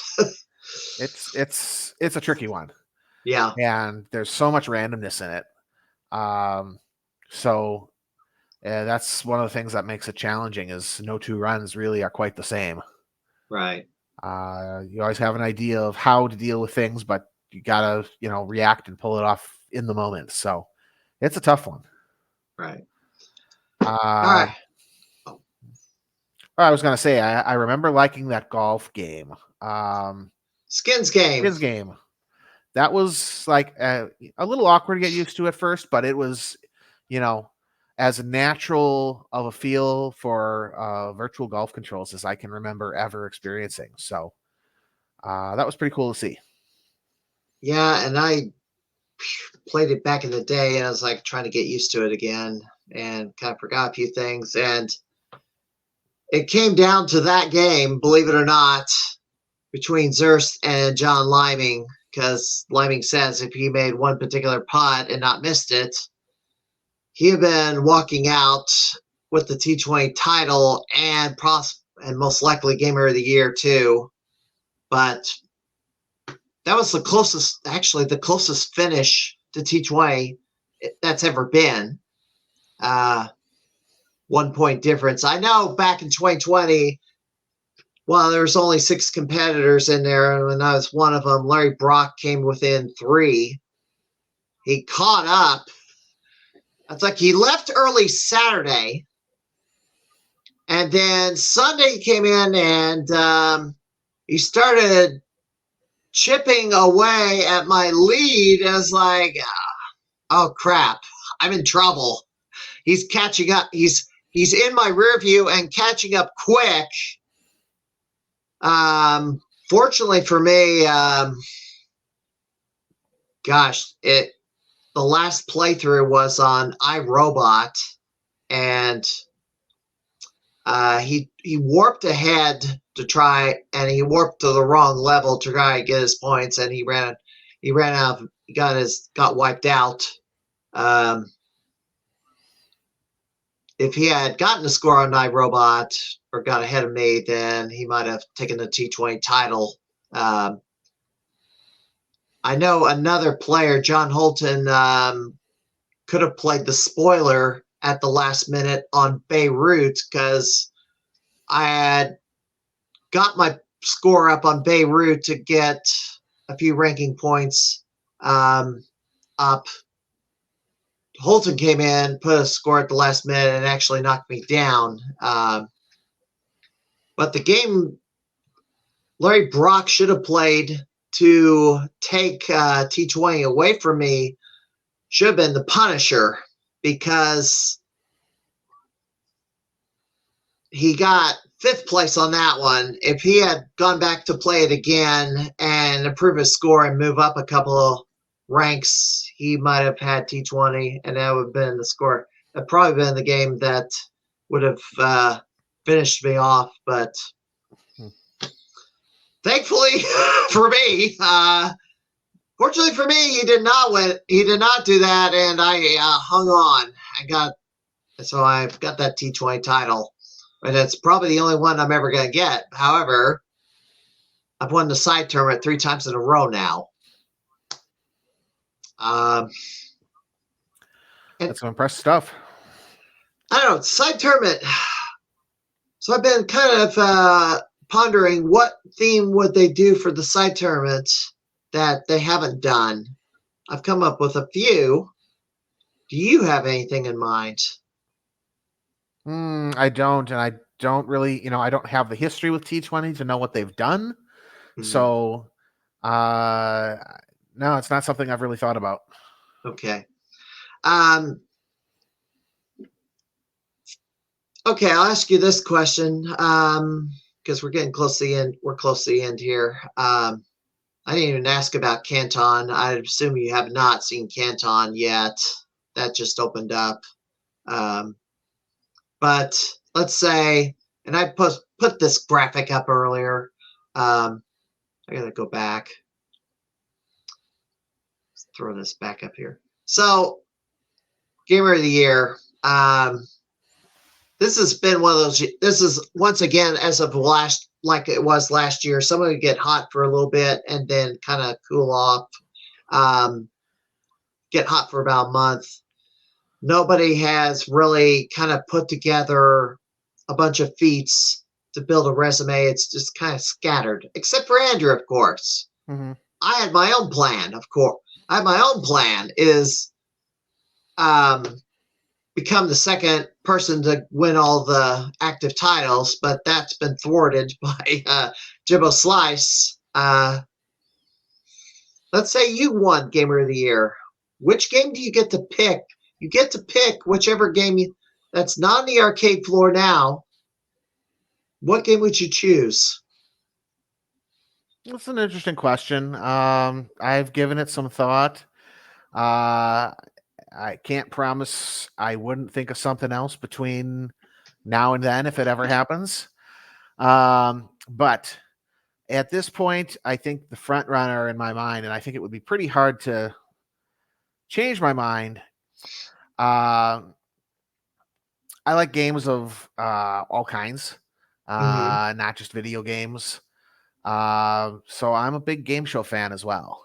Okay. And I think if it was something Doc could get, I think an awesome addition to the floor that really would just fit with the whole vibe of the place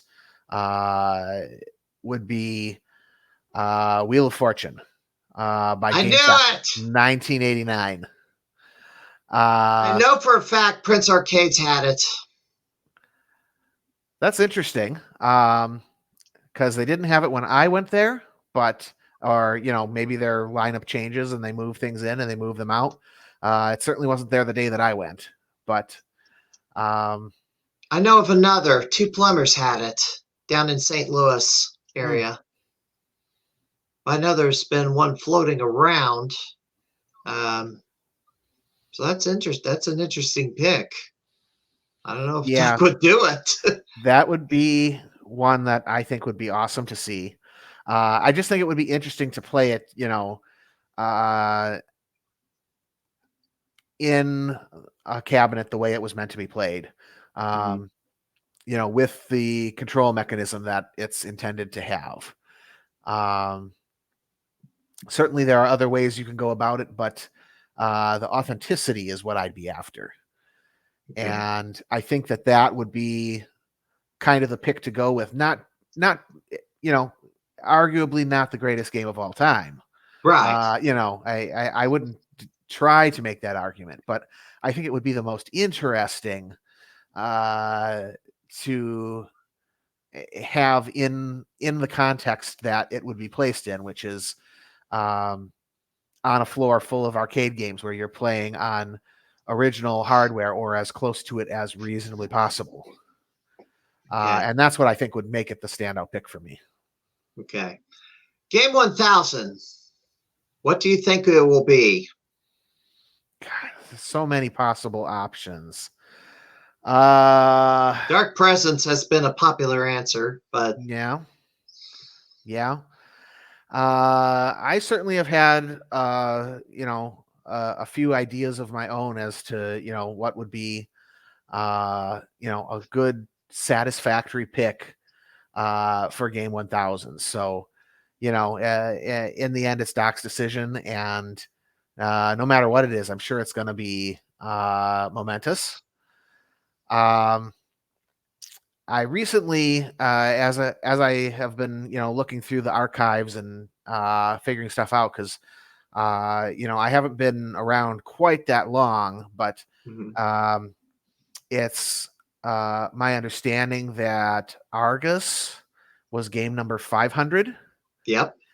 And apparently there is another game also called Argus. And I thought that would be kind of funny if that ended up being game 1000.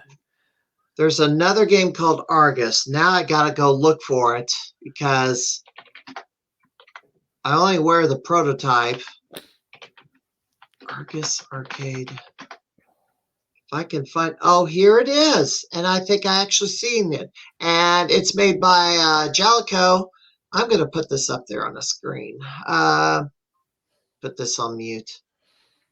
There's the web browser. There we go. Let me put this in maximize. So this is the other Argus, and it is a top-down shooter. Well, not top-down shooter, but a scroll-up shooter. Yeah. I did actually see video of this. So game one, so you believe this would be a good pick for game 1000? I think it would be certainly an acceptable pick. I mean, I think, yeah, does it have to be the pick? No. I mean, I think there's lots of choices that Doc could make that would certainly be suitable. But yeah, as you can tell with my, hypothetical gamer of the year pick of Wheel of Fortune, it's not always about which is the best game. It's often about which game holds the most historical value or creative interest or something like that. And that's It just, would be one something. potential avenue. Doesn't, that's not to say that this should be it or that Doc doesn't have something even more amazing waiting in the wings. Cause Right. Doc, obviously, he probably does have something even crazier planned than anyone can even dream of. So who's to say? Well, But this this is actually, just one that I thought would, I saw that and I was like, well, game 1000 would be a pretty interesting opportunity to do that. But I've I heard think there's a games, lot of yeah, people who probably would want it to be something that's more popular, better known. right. And certainly there's going to be some great arguments to be made for a game like that. So, I'm open to waiting and watching and seeing what Doc surprises us with. I will say that 600 was Star Wars, the arcade game that was came out on the 32X. Inferno was the next. Actually, I gotta remember if I got the order correct. Inferno was another one. Yeah, 700. Mad Dog McCree 2 with a CD-ROM instead of a Laserdisc, 800, and Firefox 900. Creature from the Black Lagoon, which was a pinball machine, and ended up going to Up and Ghost Pinball. So whatever 400 is now, Game 400. But that was officially what that was. We don't know what 100, 200, or 300 is, and I don't believe Doc knows either because I've asked a few times what those milestones was. He does know which one was first, and it was 1942. Officially, the first game on the floor.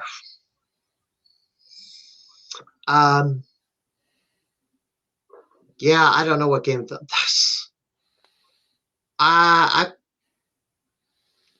thrown a few different ideas around. Skyscraper would be one. Marble Madness 2 would be another one. I don't know.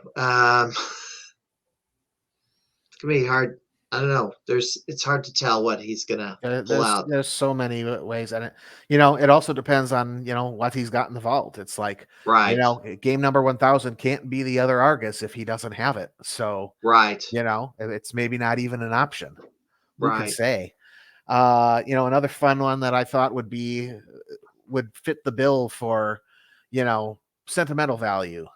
Doc had been talking about how Bomb Jack was the first game that they turned on, I believe, if I'm remembering his explanation correctly.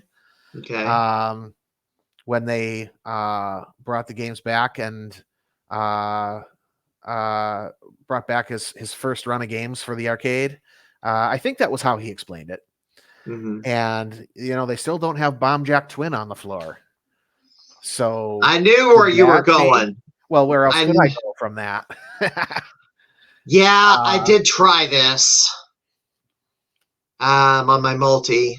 Actually, one of my early streams when I was just trying out random arcade games on my multicade, I did land on this one since it was the game of the month for Arcade Wars one time. It is a little different. But the key to getting a high score is grab all the lit bombs first. Not any unlit bombs, but all lit bombs. and then try to get that multiplier up. It's the key. Yep. But grabbing those lip bombs is not easy. No, it's, the big thing about this versus the original is it changes just the speed at which the game plays. So it's like the same game, but it's totally different. It would be like if you went back and you played Super Mario Brothers, but with crazy new physics, and the running speed was different, and the jumping speed and height was different, and just every little thing was different. And even I've got the house high on Bomb Jack at GGA, but Bomb Jack Twin is an all new challenge, and it could go very differently if when and if this ever comes to the floor. Future goals. Future goals, you had the power rankings leaderboard, whatever it's called, up earlier in the broadcast. Yeah. Certainly I'm looking at that and trying to make my way up into the top 15, which is easier said than done. But you're close. I am. You are close. Yeah. Just need to take Digger back and Puzzle Bobble, and I think you're almost there. Yeah. Definitely have some games in my sights. So maybe it can happen. I don't really know at this point. I haven't set a date for my next trip out, although if I was going to quote Doc Mack here, soon. I'm definitely intending to get back out there. So we'll see what happens. Yeah, and you got another 100 games to play. Yes. I definitely am excited to see the expansion for myself. I did get to see the live stream reveal, so I have some idea of what's over there, but have yet to set foot in there myself personally. That's going to be something. Looking forward, I'm very involved in Arcade Wars. And right now the Garcade is sitting at the front of the pack, and I'm hoping we can keep it that way. Now, they did announce the May game. It's going to be Wonder Boy 3. It's not even on the arcade website, so I got to add it. GGA does not have Wonder Boy 3. In fact, I didn't even know there was 2 Wonder Boy sequels. So there's a 2 and a 3. I'm sure Garcade does not have it either. I don't believe Underground Retrocade has it. Or it could be wrong. They do have it. But you would know best because you're up at Garcade often. Do they have it? I would expect that they're going to be able to participate, yes. They do have it. Okay, that's interesting. Because it's not the original. So I know. So I'm going to have to add Wonder Boy 3 to the database. Okay, so Garcade's going to be in there. GGA, I know, does not have it. I don't want to say for sure because I have not actually heard back from the owners in that regard. So I'm speculating here, but okay, that's not actually on the floor, but they might have it in their possession. Okay. See, that's why I was thinking. I was kind of operating on, do they have it on the arcade floor now? And I say, I don't believe they do. And I don't know anybody who does, except for One Up Australia. Yeah. When it comes to those public lists, I know that a lot of times that they're not 100% complete. So, wherever you're getting that information from, it's probably not a good way to find out if we're going to be in Arcade Wars or not. So it's because I do have the location editing privileges for the arcade website. But yeah, I'm unaware of anybody having this, and I didn't even know of its existence. So it's a strong possibility. Now, if it turns out One Up Australia is the only one who has it, they're going to pick another game because they've had to do this before. They tried to do Mr. Driller, one of the Mr. Driller games, not G, but one of the earlier ones. Turned out they were the only one who had it, so they had to pick something else. I don't know if that's going to be it could be the case again, but I don't know. I got to find out.